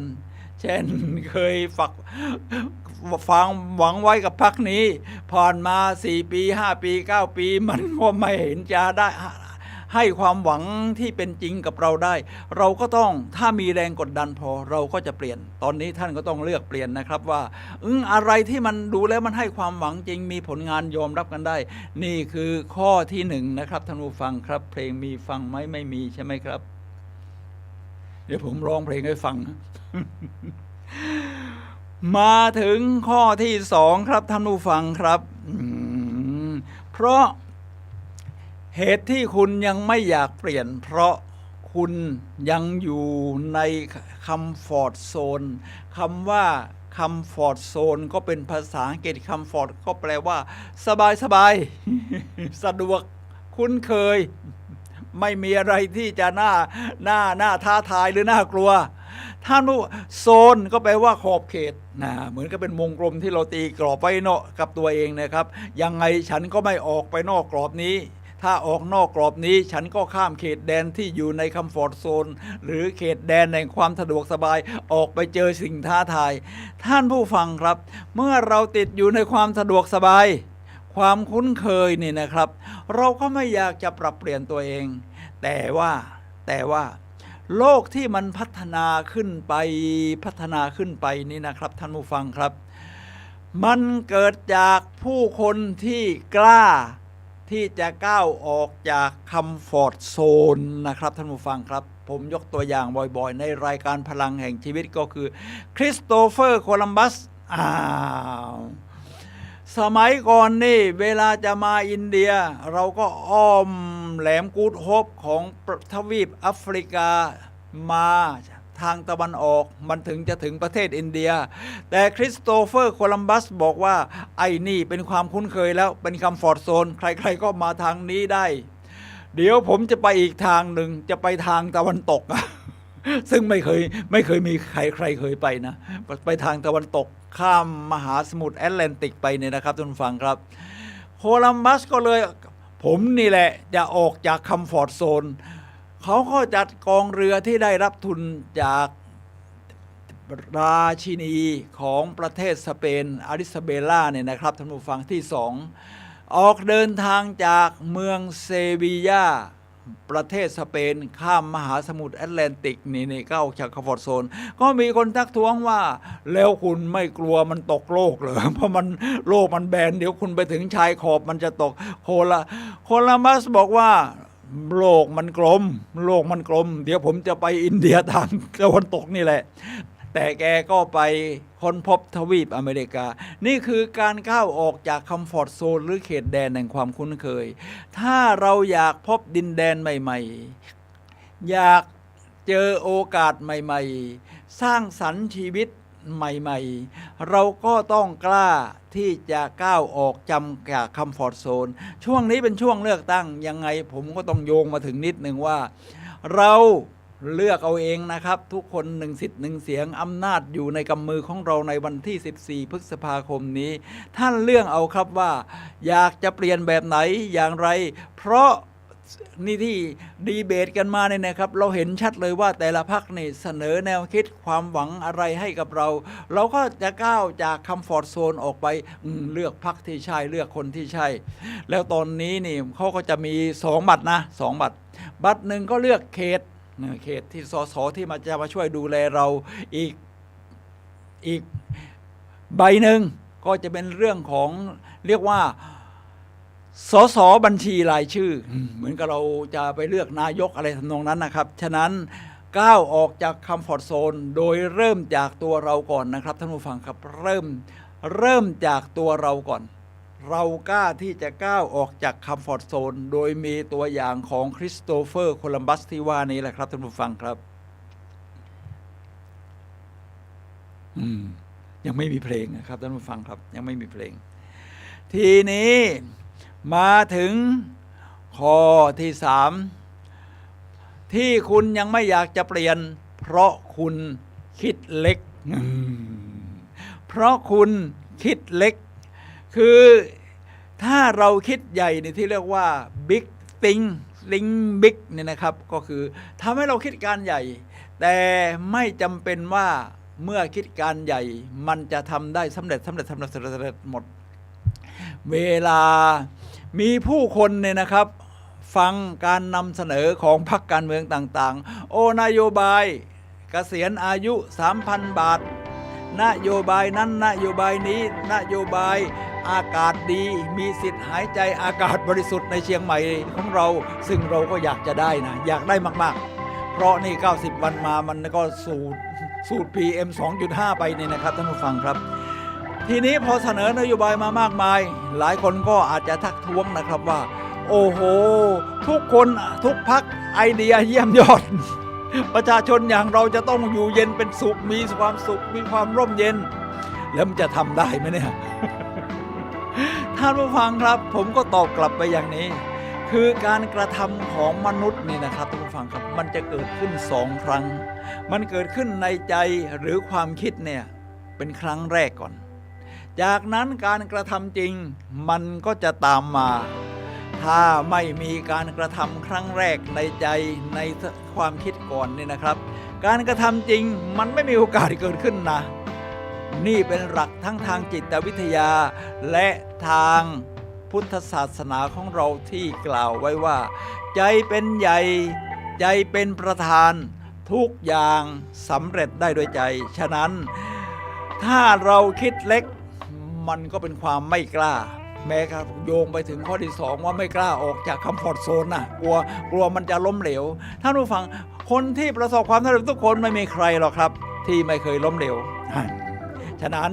เราล้มไปบ้างแต่ว่าเราก็ได้เรียนรู้พัฒนาฉะนั้นการคิดใหญ่นี่นะครับผมว่ามันเป็นความยอดเยี่ยมนะฉะนั้นแต่ละพรรคนี่ท่านก็เลือกพรรคที่ท่านชอบนะครับอยากฟังโฟกัสตรงจุดไหนชัดเจนเลือกฟังดีเบตได้ครับ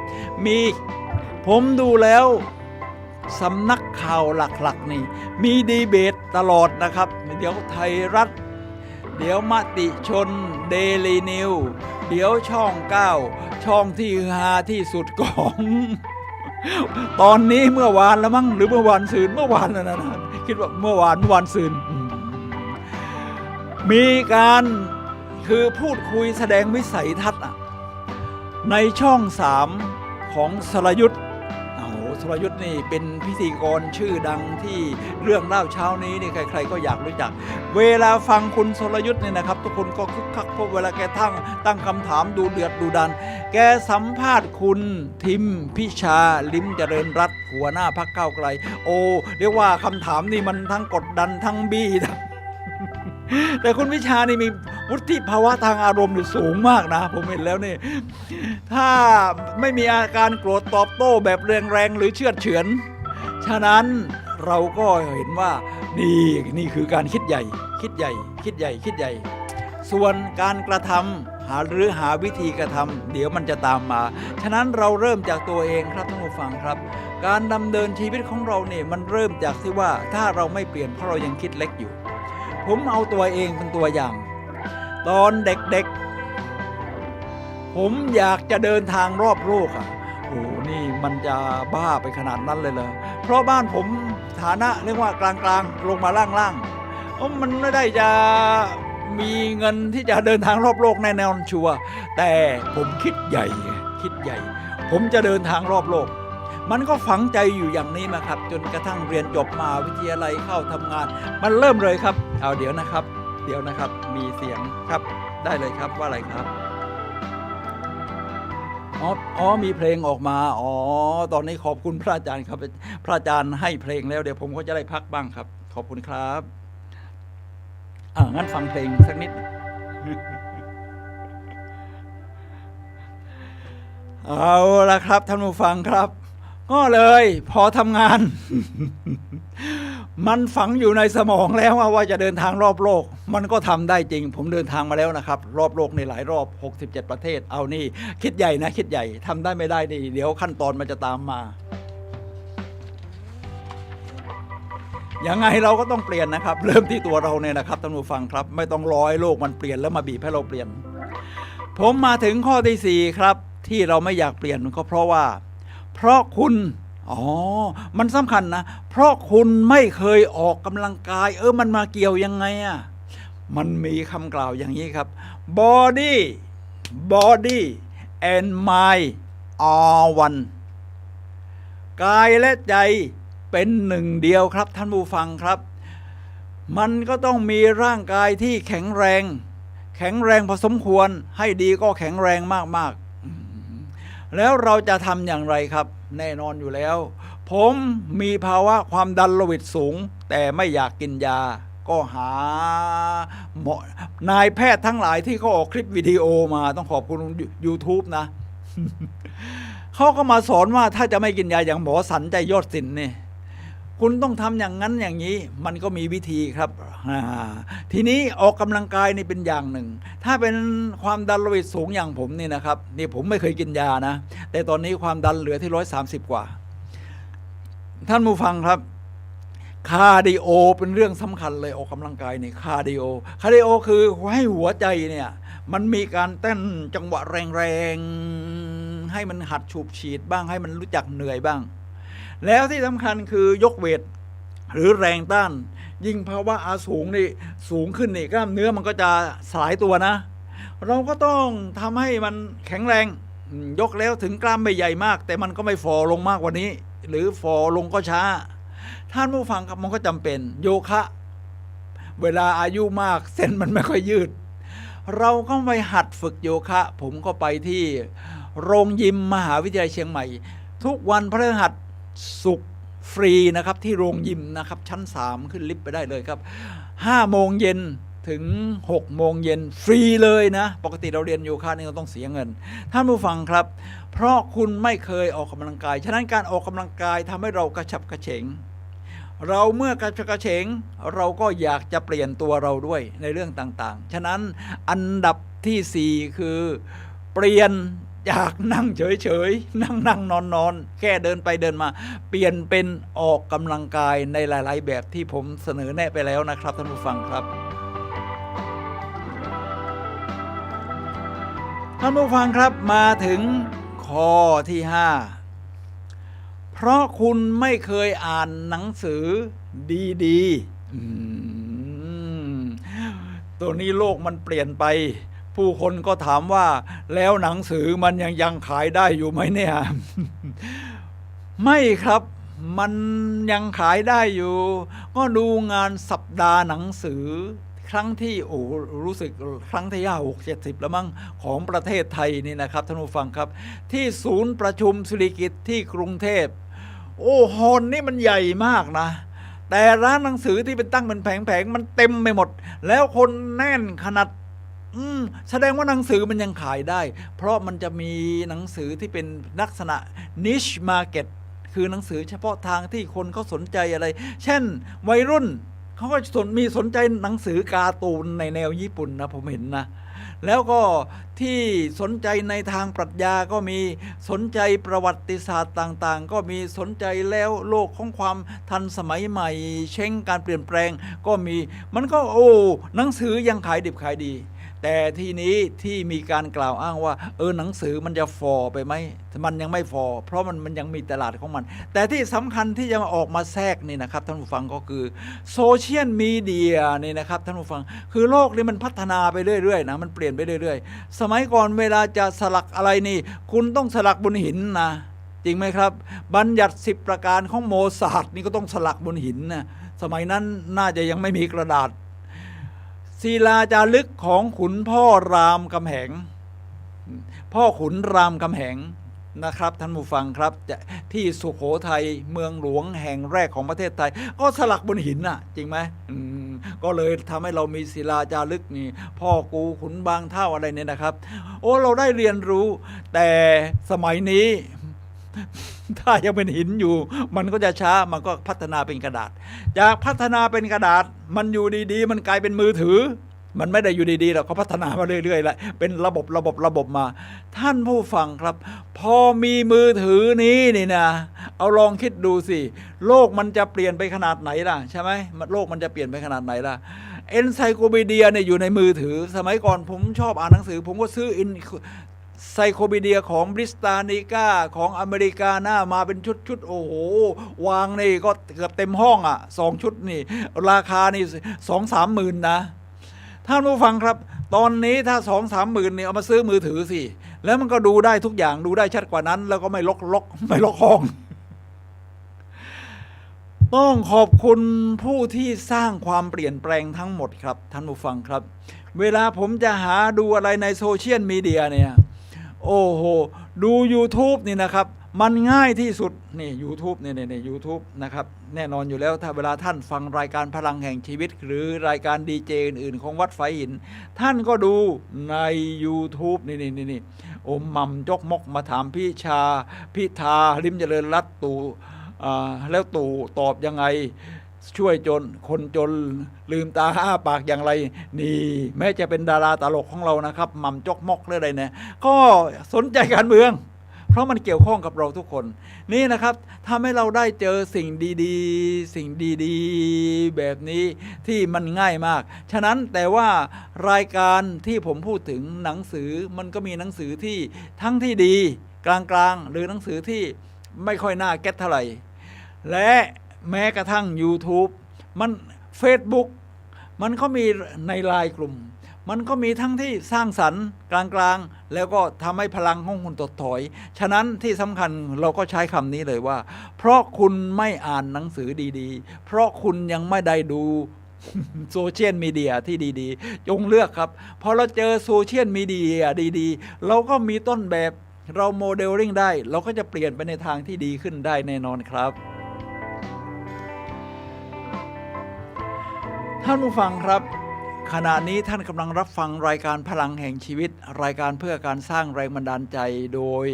ผมสุนัย เลาหาวิวัฒน์ครับผู้ดำเนินรายการมาพบกับท่านผู้ฟังทุกวันเสาร์เวลา 11 โมงถึงเที่ยงนะครับทางโซเชียลมีเดียและการโดย FM 104.5 เนี่ยนะเชียงใหม่โซเชียลมีเดียก็ YouTube ตอนนี้ใช้วัดฝายหินได้แล้วครับพิมพ์ภาษาไทยวัดฝายหินหรือไปที่ Facebook ภาษาอังกฤษนะทีวีฝายหิน FAIHIN นะครับวันนี้เราคุยกันในเรื่องจงเป็นการเปลี่ยนแปลง be the change you want to see in the world นี่ผมต่อเข้าไปแบบมหาตมะคานทีท่านผู้ฟังครับเราคุยกันมาแล้วนะ5 หัวข้อเพราะเรามี10 หัวข้อว่า10เป็นผลที่ทำไมคนถึง ไม่เปลี่ยนให้เขาสักทีในทางที่มันดีขึ้นนะเปลี่ยนไปทางที่ดีขึ้นเราจะเริ่มข้อที่6เพราะคุณหาเหตุผลที่จะไม่พัฒนามันมีข้ออ้างมันมีข้ออ้างเวลาเราจะไม่ทำอะไรเนี่ยมันจะมีข้ออ้างทำไมเช่นนี่เขาเป็นการโต้ตอบคำถามที่สร้างขึ้นมาในแนวของตรรกะที่แสดงให้เห็นการโต้ตอบของว่าเราหาเหตุผลเพื่อที่จะไม่ทำเนี่ยเพราะอะไรทำไมประเทศจีนมันเก่งจังวะเช่นมันมีอาลีบาบามีอะไรนี่นะครับเพราะคนมันเยอะประเทศมันเลยโตทีนี้ถามใหม่ทำไมประเทศสิงคโปร์มันเก่งจังวะเพราะมันเป็นประเทศเล็กยังไงมันเลยคุมง่าย คนฉลาดเกินไปมักมีตรรกะที่เข้าข้างตัวเองและหาเหตุผลที่จะสนับสนุนเพื่อที่จะหาข้ออ้างที่จะไม่ลงมือทำฉะนั้นคนที่จะไม่ลงมือทำนะครับโอ้โหมันก็จะมีข้ออ้างสารพัดผมจะใช้วิธีนี้ครับท่านผู้ฟังครับการตั้งคำถามนี่สำคัญกว่าคำตอบแล้วก็ถ้าตั้งคำถามที่มีคุณภาพเราจะได้คำตอบที่มีคุณภาพทีนี้ถ้าเราอยากเปลี่ยนเอาข้อแบบหักลำเมื่อสักครู่ที่หักล้างเนี่ยว่าไม่อยากจะทำไม่อยากจะเปลี่ยนเราก็เช่นว่าฉันสบายดีอยู่ใช่ไหมเนี่ยฉันไม่อยากจะเปลี่ยนใช่ไหมเราก็ให้เหตุผลฉันมีฟูกที่นอนเดินไปเดินมาในบ้านมันก็สะดวกดีที่นี้ถ้าถามใหม่ถามว่าถ้าเราตรงนี้เราก็ดีอยู่แล้วใช้ได้นะแต่ถ้าเราอยากให้มันดีขึ้นเพื่อตัวเองจะได้ยอดเยี่ยมยิ่งขึ้นเป็นตัวอย่างให้กับคนรอบข้างหรือสังคมนี้เนี่ยเราจะมีวิธีไหนบ้างที่จะมาทำให้ตัวเราเนี่ยพัฒนาสู่ความยอดเยี่ยมยิ่งขึ้นทีนี้เราก็จะให้เหตุผลใหม่ที่มันอยู่ที่คำถามเราก็ใช้เหตุผลว่าต้องอ่านหนังสือดีๆถ้ามาสมัยนี้ก็ดูรายการโซเชียลมีเดียที่มีคุณภาพตอนนี้ง่ายมากคนระดับประเทศระดับนำของประเทศไทยเนี่ยมาดีเบตกันเนี่ยระดับมันสมองของประเทศนะที่มันจะมาปกครองเราเนี่ยเราฟังเขาดูสิว่าเขามีวิสัยทัศน์อย่างไรอะไรยังไงมันได้ความรู้โดยเรียนแล้วแต่ละคนนี่เก่งๆทั้งนั้นนะที่ผมมานี่อาจจะมีเก่งมากเก่งน้อยเก่งกลางๆเก่งอะไรก็ลงมามันก็ใช้ได้นะแต่ละคนได้เรียนหนังสือมาสูงประสบการณ์สูงจิตใจมุ่งมั่นเราลองฟังดูคนแบบนี้นี่เป็นอย่างไรฉะนั้นนี่มันจะทำให้เราผ่านข้อ6ไปได้ที่เรียกว่าเรา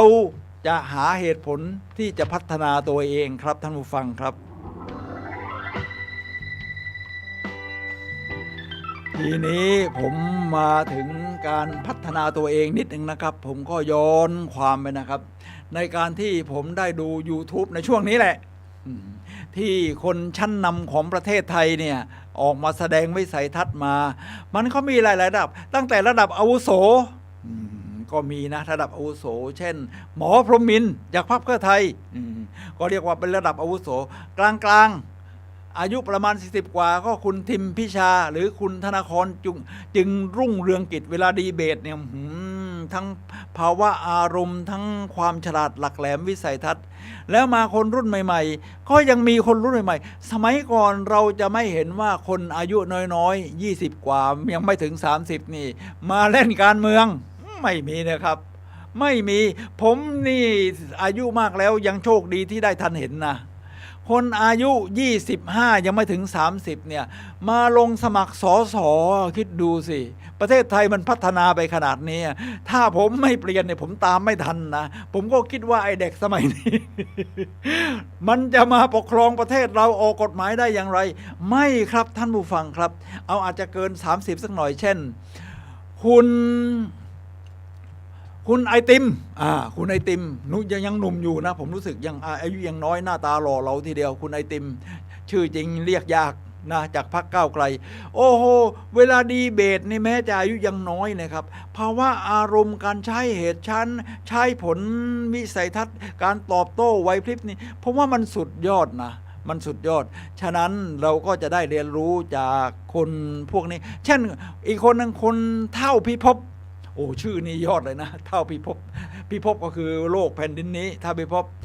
เสนอไอเดียที่มันผมคิดไม่ถึงนะเพราะผมสงสัยเหมือนกันสมัยก่อนว่าทำไมทำไม่ได้แต่ว่าผมก็กลับเข้ามาอยู่ในคัมฟอร์ตโซนอ่ะผมก็ไม่คิดต่อแล้วว่าทำไมเหล้าเบียร์เนี่ยนะมันถึงมีอยู่ไม่กี่เจ้าสมัยนั้นนี่ผมย้ายมาทำงานที่เชียงใหม่ใหม่ๆข้างบ้านผมนี่เป็นชาวญี่ปุ่นเขาก็บอกว่าเขามีสูตรเหล้าสาเกที่เขาเคยทำที่ประเทศญี่ปุ่นเนี่ยนะครับขออนุญาตไปที่กรมสรรพสามิตแล้ว กระทรวงอุตสาหกรรมแล้วว่าจะตั้งโรงงานเหล้าสาเกตอนนี้ก็รอคำตอบอยู่แล้วผมก็ถามว่ารอมานานเท่าไหร่รอมาปีกว่าแล้ว ยังไม่รู้เรื่องท่านผู้ฟังครับมันเป็นเสียอย่างนี้เหล้าเบียร์นี่นะลองคิดดูสิมันมีอยู่ในเมืองไทยมันมีอยู่7เจ้าเอานี่ผมเพิ่งได้ยินมาทีนี้คุณเท่าพิภพแกก็เสนอกฎหมายสุราก้าวไกลสุราก้าวหน้าอะไรอย่างเงี้ยมันเป็นเรื่องที่มันเปลี่ยนมุมมองผมเลยนะมันก็ทำได้นี่นะเพียงแต่คุณตั้งเงื่อนไขตั้งแต่อย่าไปตั้งแบบกำแพงกีดกันไม่ให้ทำเพราะมันอาจจะทำให้ว่ารายย่อยๆไม่ได้พัฒนาขึ้นมาผมไปที่ประเทศเยอรมันไปเยอรมันเนี่ยผมเที่ยวหลายครั้งไปคราวนี้มันไปอยู่ที่ว่าซอกซอยในชนบทของเยอรมันก็มีร้านสะดวกซื้อนะคนเขาบอกว่าไปเยอรมันต้องกินเบียร์ไปเที่ยวสกอตก็ต้องกินเหล้าวิสกี้ อะไรประมาณนั้นนะครับไปฝรั่งเศสต้องกินไวน์ท่านผู้ฟังครับผมไปเยอรมันผมก็ต้องกินเบียร์คือผมไม่ได้ติดแอลกอฮอล์นะแต่ว่าเนื่องจากว่าเราอยากเรียนรู้ว่าไอเบียร์ของเยอรมันเนี่ยมันเป็นยังไงเพราะใครๆก็บอกว่ามาเยอรมันต้องกินเบียร์ผมก็อยากจะชิมเข้าไปในซุปเปอร์มาร์เก็ตเนี่ยนะเล็กๆนะร้านเล็กๆอยู่ในชนบทของเยอรมันผมจำชื่อเมืองไม่ได้แล้วโอ้โหเฉพาะเบียร์ในร้านเล็กๆแบบนี้เนี่ยผมว่ามันมีอยู่สัก50-60ยี่ห้อมั้งทีนี้ผมก็จะเลือกยังไงเอาอย่างนี้แล้วกันปรึกษากับคุณศิรินันท์คู่ชีวิตว่าเดี๋ยวเราจะทดสอบเบียร์เอาคุณศิรินันท์ก็บอกว่าเอาตั้งแต่ถูกสุดไปแพงสุดละ ลองดูที่อย่างถ้ากระป๋อง ผมก็เลือกราคาถูกสุดก็มีราคาสูงขึ้นมาก็มีเอามากี่กระป๋องนึงราคากลางแพงขึ้นอีกนิดนึงเอามาไอ้แพงมากๆเอาลองดูสักนิดนึงเอากระป๋องเล็กหน่อยเอามาแล้วมาชิมเอามาตั้งไว้ที่หน้าต่างนะที่หน้าต่างโรงแรมมันสักพักเดียวมันก็เย็นเฉียบแล้วไม่ต้องเข้าตู้เย็นแล้วมาลองชิมดูโอ้บางยี่ห้อเนี่ยมันรสเลิศโอ้โหกินแล้วซาบซึ้งในวัฒนธรรมเบียร์ของเยอรมันกลางๆก็โอเคพอกินได้บางยี่ห้อนี่ไม่ได้เรื่อง บางยี่ห้อไม่ได้เรื่องผมกลับมาเมืองไทยผมก็ถามเพื่อนนะครับด็อกเตอร์หลายท่านครับที่ไปเรียนเยอรมันนะครับว่าทำไมมันมีหลายยี่ห้อแล้วรสชาติมันต่างกันอะไรอร่อยไม่อร่อยเราจะรู้ได้ยังไงเขาบอกง่ายนิดเดียวถ้าถูกมากก็ไม่อร่อย แพงก็อร่อยผมก็คิดดูแล้วมันก็เป็นจริงนะครับท่านผู้ฟังครับ ฉะนั้นทุกคนรสนิยมแบบไหนกระเป๋าตังค์แบบไหนมันมีเบียร์ให้เราได้เลือกมีเบียร์ให้เราได้เลือกผมว่ามันน่าไอเฉพาะคอนวีเนียนสโตร์นี้นี่มันมี50ยี่ห้ออะไรก็แล้วกันทั้งประเทศนี่ผมว่ามันน่าจะมีเยอะนะเป็น100-200หรืออาจจะมากกว่านั้นท่านผู้ฟังครับลองคิดดูสิครับประเทศเยอรมันเจริญขนาดนี้เขายังมีผู้ผลิตเบียร์แบบนี้หลายยี่ห้อหลายราคาตามรสนิยมตามเงินในกระเป๋าประเทศไทยเราก็น่าจะทำได้ทำไมไปกักอยู่แค่สี่เจ้า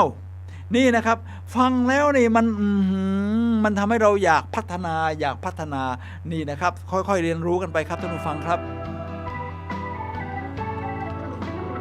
มาถึงข้อที่7ที่ทำให้คุณไม่อยากเปลี่ยนก็คือเพราะคุณไม่รู้ว่าสิ่งจำเป็นคือการเรียนรู้ตลอดชีวิต เพราะในสมัยก่อนเราคิดว่าจบปริญญาตรีพอแล้วทำงานชั้นสบายแล้วอยู่ในคัมฟอร์ทโซนแล้วสมัยนี้ไม่ครับ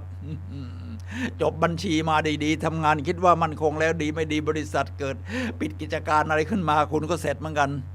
ท่านผู้ฟังครับการเรียนรู้ตลอดชีวิตเนี่ยเป็นสิ่งสำคัญผมฟังการดีเบตของพรรคการเมืองต่างๆมีหลายพรรคนะครับที่พูดถึงว่า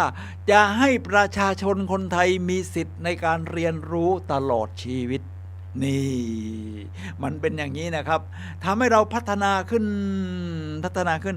การเรียนรู้ตลอดชีวิตนี่นะครับท่านผู้ฟังครับทำให้เราได้ดูเรียนรู้สิ่งนั้นสิ่งนี้แล้วที่มันสำคัญก็กลับมาที่มือถืออีกทีหนึ่งมือถือนี่เรียนรู้ตลอดชีวิตนะผมถามศัพท์คำไหนนี่นะครับอยากรู้เรื่องอะไรนี่นะครับท่านผู้ฟังครับมันได้หมดนะได้หมดมันแปลกจริงๆถามอากูหรือ Google มันเรียนรู้ได้ฉะนั้นได้ตลอดชีวิตมาถึงสมัยนี้ครับท่านผู้ฟังครับผมคิดว่าคนที่เป็นโรคสมองเสื่อมหรืออะไรนี่หรือจิตซึมเศร้านี่มันอาจจะลดลงนะยกเว้นแรงกดดันเรื่องภาวะทางเศรษฐกิจอะไรก็ตามแต่ถ้าเรื่องอยู่ว่างๆแล้วมันซึมเศร้า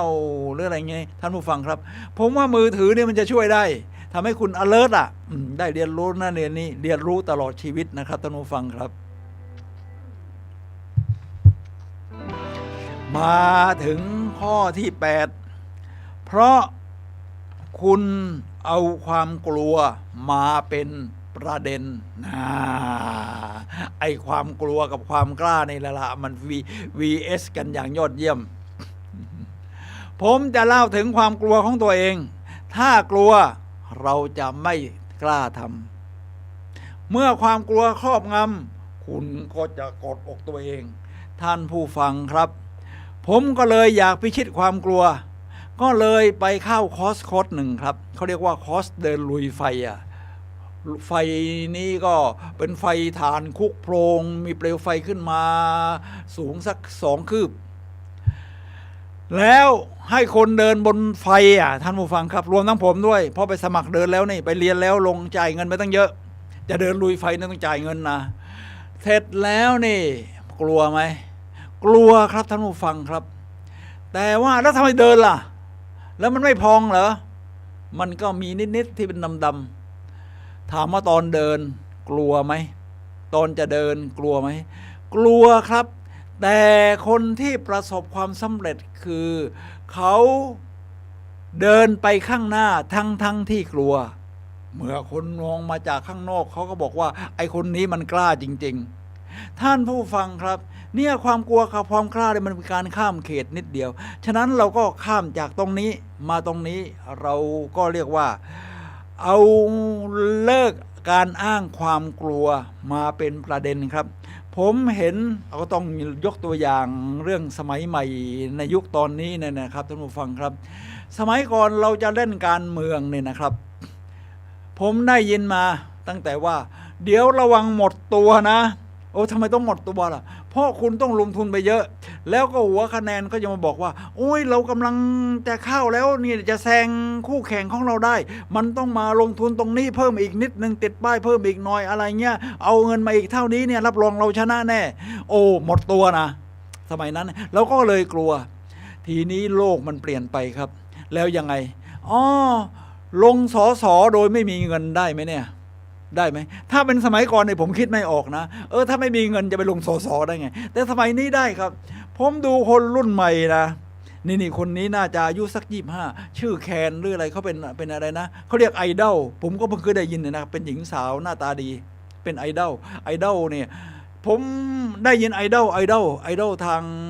Facebook อะไรเงี้ยแต่ไอดอลนี่มันเป็นธุรกิจนะเป็นบริษัทอะไรที่เขาตั้งขึ้นมาแล้วก็มีผู้คนที่หน้าตาดีเต้นเก่งร้องเพลงเก่งมาเหมือนกับให้มีแฟนคลับติดเยอะๆเขาก็ยุติการเป็นไอดอลมาลงสมัครสสพรรคก้าวไกลลองคิดดูดิทีนี้ต้องใช้เงินเยอะไหมก็คิดว่าที่บ้านก็ไม่น่าจะมีเงินมากขนาดที่ว่าจะมาทุ่มแล้วตัวเองทำงานมาขนาดนี้อายุ20กว่าปียังไม่ถึง30แล้วจะมายังไงสะสมเงินไม่เยอะไม่น่าจะเยอะแต่ ทำไมถึงกล้าลงเป็นสสปาร์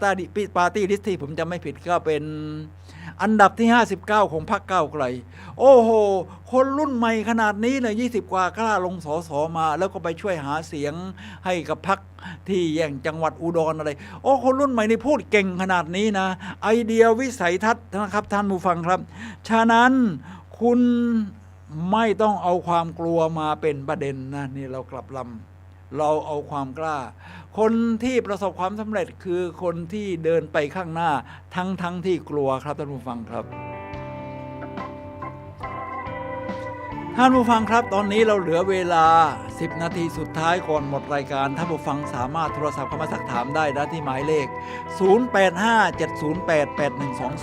0857088122ครับในเรื่องของ Be the Change จงเป็นการเปลี่ยนแปลง Be the Change จงเป็นการเปลี่ยนแปลงครับ10 นาทีสามารถโทรศัพท์เข้ามาสักถามเรื่องนี้กันได้ครับเราเดินหน้าต่อมาถึงข้อเหตุผลที่คุณไม่อยากเปลี่ยนแปลงคือข้อที่9คุณไม่รู้ว่าความตายมันใกล้ตัวโอ้นี่มรณังนุสตินะครับท่านผู้ฟังครับมรณังนุสติเป็นเรียกว่าสติใหญ่ที่สุดที่พระผู้มีพระภาคเจ้าตรัสเอาไว้นะว่ามันเป็นเท่ากับรอยเท้าช้างที่รอยเท้าของสัตว์อื่นๆจะต้องมาลงอยู่ในรอยเท้าช้างเพราะรอยเท้าช้างนี่มันใหญ่ที่สุดแล้วในสัตว์บกท่านผู้ฟังครับพอเรารู้ว่าความตายมันใกล้ตัวเนี่ยนะครับจะทำให้เรานี่ว่าชีวิตของเราเนี่ยมันแสนสั้นนะครับท่านผู้ฟังครับพ่อแม่พี่น้องที่เรารักรวมไปถึงตัวเราลองถามตัวเองว่าวันนี้ถ้าวันนี้เป็นวันสุดท้ายของชีวิตนี่คือชีวิตที่คุณต้องการหรือเปล่านี่คือชีวิตแบบที่คุณต้องการหรือเปล่าฉะนั้น Be the Change ครับท่านผู้ฟังครับถ้ายังไม่ใช่ Be the Change เรามาเริ่มที่ตัวเราเนี่ยครับว่าถึงยังไงความตายมันอยู่ใกล้ตัวเราก็ต้องเปลี่ยนชีวิตมาเป็นแบบที่เราต้องการแน่นอนครับท่านผู้ฟังครับถ้าความกลัวมีอยู่ไม่ใช่กลัวเรื่องความเจ็บปวดอย่างไปเดินลุยไฟเรายังกลัวในระดับอื่นๆที่เป็นระดับสูงขึ้นของจิตใจเช่นการไม่ได้รับการยอมรับการถูกคนอื่นว่ากล่าวรับหลังการถูกนินทาผมถามใช้คำพูดของคุณทิมพิธาลิ้มเจริญรัตน์หัวหน้าพรรคก้าวไกลครับเพราะให้ทั้งความรู้วิสัยทัศน์และปรัชญาชีวิตเวลาถามเรื่องครอบครัวของเขาคือเขาเป็นพ่อเลี้ยงเดี่ยวนะคุณพิธาก็ตอบอย่างนี้ครับเวลานักข่าวหรือพิธีกรถามแบบจี้อะไรเงี้ยนะครับคุณพิธาก็บอกว่าทุกคนเคยเป็นตัวร้ายในเรื่องเล่าของคนอื่นขอย้ำนะครับท่านผู้ฟังครับทุกคนเคยเป็นตัวร้ายในเรื่องเล่าของคนอื่นรวมทั้งผมรวมทั้งท่านผู้ฟังแน่นอนอยู่แล้วมันก็จะเป็นแบบนั้นทำให้ผมใช่ไว้ถ้าเราไปกลัวสิ่งโน้นสิ่งนี้นี่เดี๋ยวคนนั้นจะว่าคนนี้จะว่าแล้วไอ้ชีวิตเราที่อยู่ในกำมือเราเนี่ยมันอยู่ตรงไหนอะมันอยู่ตรงไหนอะฉะนั้นชีวิตนี้แสนสั้นครับเป็นนายของตัวเองกล้าที่จะเปลี่ยนผมเป็นวิทยากรด้านการสร้างแรงบันดาลใจ10 ปีที่ผ่านมานะครับอบรมไป500 กว่าคอร์สซึ่งมีตั้งแต่ระดับ 5-6 คนไปจนถึง 700-800 คนหรือ 1,000 คนท่านผู้ฟังครับเวลาพักเนี่ยเขาก็จะมีกลุ่มไปสูบบุหรี่บ้างกลุ่มจับกลุ่มสาวๆคุยกันบ้างผมก็เดินผ่านไปกลุ่มหนึ่งเป็นสาวๆผมได้ยินแล้วสงสัยมากผมก็ถามว่าเอาในพวกหนูทั้งหลายไอ้ที่เราคุยกันเนี่ยทำไมเราคุยแต่เรื่องของคนอื่นล่ะทำไมไม่ไปคุยเรื่องของตัวเองเขาตอบผมอย่างนี้ครับว่าอาจารย์ข้าอาจารย์ขาก็เพราะว่าเรื่องของเรามีคนอื่นพูดถึงอยู่แล้วค่ะโอ้โหมันเป็นคำตอบที่ตรงจุด ฉะนั้นทุกคนเคยเป็นตัวร้ายในเรื่องเล่าของคนอื่นเพราะเขาเรามองเรามาเนี่ยนะครับจากมุมมองจากพระดามจากทัศนคติจาก mindset ที่เขาสะสมมาฉะนั้นเราก็ต้องยอมรับว่า mindset เข้ามาอย่างนี้ ประสบการณ์เข้ามาอย่างนี้ซึ่งเราก็ไม่รู้ว่าเขาผ่านประสบการณ์อะไรกันมาบ้างฉะนั้นความตายเนี่ยมันอยู่ใกล้ตัวมรณังนุสติจงกล้าที่จะเปลี่ยนแปลงลืมความกลัวในระดับต่างๆที่พูดถึงมาแล้วครับท่านผู้ฟังครับ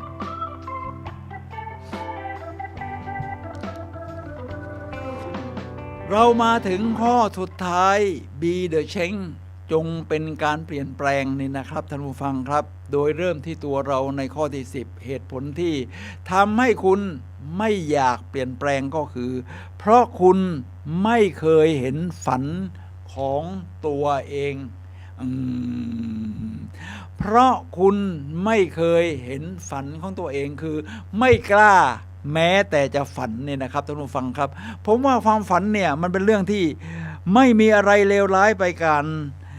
กว่าการไม่ยอมฟังเสียงร่ำร้องในหัวใจของเราอีกแล้วครับท่านผู้ฟังครับลองฟังด้วยดีเพราะที่เราไม่กล้าทำอย่างนั้นเพราะปล่อยให้เสียงรอบข้างเสียงอื่นๆมันยิ่งใหญ่กว่าเสียงในหัวใจของเราครับท่านผู้ฟังครับถ้าเราจะพัฒนาในเรื่องของในการกล้าที่จะฝันเราต้องศึกษาคนที่เขากล้าฝัน I have a dream I have a dream I have a dream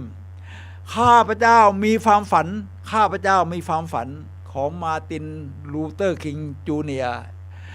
นักการเมืองผิวสีชาวสหรัฐอเมริกาที่ลุกขึ้นมานำต่อต้านการแบ่งแยกผิวในประเทศสหรัฐอเมริกาอย่าลืมนะครับประเทศสหรัฐอเมริกาเนี่ยถึงจะเป็นประเทศที่เรียกว่าเสรีนิยมประชาธิปไตยเนี่ยการเหยียดผิวยังสูงอยู่โดยในสมัยยุคแรกๆเวลาชาวผิวขาวกับชาวผิวดำในมาเรียนที่โรงเรียนต้องนั่งแยกโรงเรียนกันนะคุณจะขึ้นรถนี่คันเดียวกันก็ได้แต่ผิวขาวนั่งหน้าผิวดำต้องไปนั่งข้างหลังมันขนาดนั้นนะห้องน้ำยังแยกกันเลยโอ้อะไรมันจะขนาดนั้นน่ะพอเรามองดูย้อนหลังมาเรายังงงนะใช่ไหมเรายังงงมันเป็นอย่างเงี้ยประเทศเสรีประชาธิปไตยมันฝังลากลึกอยู่ฉะนั้น I have a dream ของมาร์ตินลูเทอร์คิงจูเนียร์ที่ข้าพเจ้ามีความฝันนำการเปลี่ยนแปลงที่ยิ่งใหญ่โดยการปาฐกถาครั้งยิ่งใหญ่ผมว่ามันน่าจะที่สุดของโลกนะที่กรุงวอชิงตันดีซีที่อนุสรณ์สถานของลินคอล์นนี่ประธานาธิบดีที่เลิกทาสของสหรัฐอเมริกาท่านผู้ฟังครับผมไปเที่ยวมาแล้วก็เดินทางรอบโลกไง67ประเทศอเมริกาวอชิงตันดีซีมันภาคบังคับยังไงก็ต้องไปยืนอยู่ที่อนุสรณ์สถานของประธานาธิบดีลินคอล์นที่กลางกรุงวอชิงตันดีซีที่ขึ้นไปยืนแล้วเนี่ยมันมองเห็นไปจนถึงเสาอนุสาวรีย์ของจอร์จวอชิงตันประธานาธิบดีคนที่1ของสหรัฐอเมริกาจนไปถึงอาคารรัฐสภาผมไปขึ้นไปยืนอยู่ดูตรงจุดที่มาร์ตินลูเทอร์คิงจูเนียร์ยืนสวมวิญญาณของข้าพเจ้ามีความฝันโอ้โหคนเรามันมีความฝันที่ยิ่งใหญ่อย่างนี้ได้อย่างไรครับท่านผู้ฟังครับก็เพราะเรามีเหตุผลที่จะกลับด้านจากทั้งหมด10ข้อที่ผมพูดถึงเพราะเรามีความฝันเนี่ยเอามาไว้หัวข้อสุดท้ายผมว่ามันเป็นเรื่องยิ่งใหญ่ครับที่บอกว่าการกระทำทุกอย่างในโลกนี้ของมนุษย์มันเกิดขึ้น2ครั้งคือเกิดขึ้นในใจของเราและเกิดขึ้นจริงความฝันมันเกิดขึ้นในใจของเรามีความฝันข้าพเจ้ามีความฝันผมมีความฝันที่จะเห็นประเทศไทยเจริญก้าวหน้ารุ่งเรืองแต่ผสมผสานด้วยการมีประชาธิปไตยที่แบบเต็มใบผมว่าคนรุ่นใหม่ๆแม้กระทั่งคนที่ยุคเบบี้บูมอย่างผมเนี่ยนะครับก็อยากจะมีความฝันที่เห็นประเทศไทยก้าวหน้าแบบนี้เราก็เห็นที่ล้มลุกคลุกคลานกันมาจนกลายเป็นประชาธิปไตยเต็มใบก็มีตัวอย่างให้เห็นนะครับอย่างเกาหลีใต้อย่างอีกหลายๆประเทศนะครับที่ญี่ปุ่นที่อังกฤษเขาก็เต็มใบเราก็คิดว่าเราก็เป็นได้ครับแต่ที่สำคัญที่สุดให้มาเริ่มที่ตัวเราเนี่ยนะครับเริ่มที่ตัวเราครับไม่ต้องรอไปหวังคนอื่นให้มาเปลี่ยนหมดก่อนแล้วข้าพเจ้าจะเปลี่ยนตามข้าพเจ้าจงเปลี่ยนตัวเองโดยการที่ I have a dream ท่านผู้ฟังครับวันที่14พฤษภาคมนี้เนี่ยนะครับ เป็นวันสำคัญที่สุดที่ I have a dream ปากกาอำนาจอยู่ในมือของเราทุกคนนะครับ1 สิทธิ์ 1 เสียงแต่ใช้กาได้2 ใบเลือกพรรคที่ใช่เลือกเขตที่ชอบแล้วก็มาสร้างจันโลงการเปลี่ยนแปลงในประเทศไทยสู่ทิศทางที่ยอดเยี่ยมครับตอนนี้เป็นช่วงสุดท้ายนะครับท่านผู้ฟังครับผมสุนัย ลาหวิวัฒน์และรายการพลังแห่งชีวิตขอลาท่านผู้ฟังไปก่อนครับพบกันใหม่วันเสาร์หน้าเวลา 11 โมงถึงเที่ยงทางคลื่น FM 104.5 เมกะเฮิรตซ์โซเชียลมีเดียอีกทีหนึ่งนะวัดฝายหินภาษาไทยใน YouTube ภาษาอังกฤษทีวีฝายหิน Facebook ครับ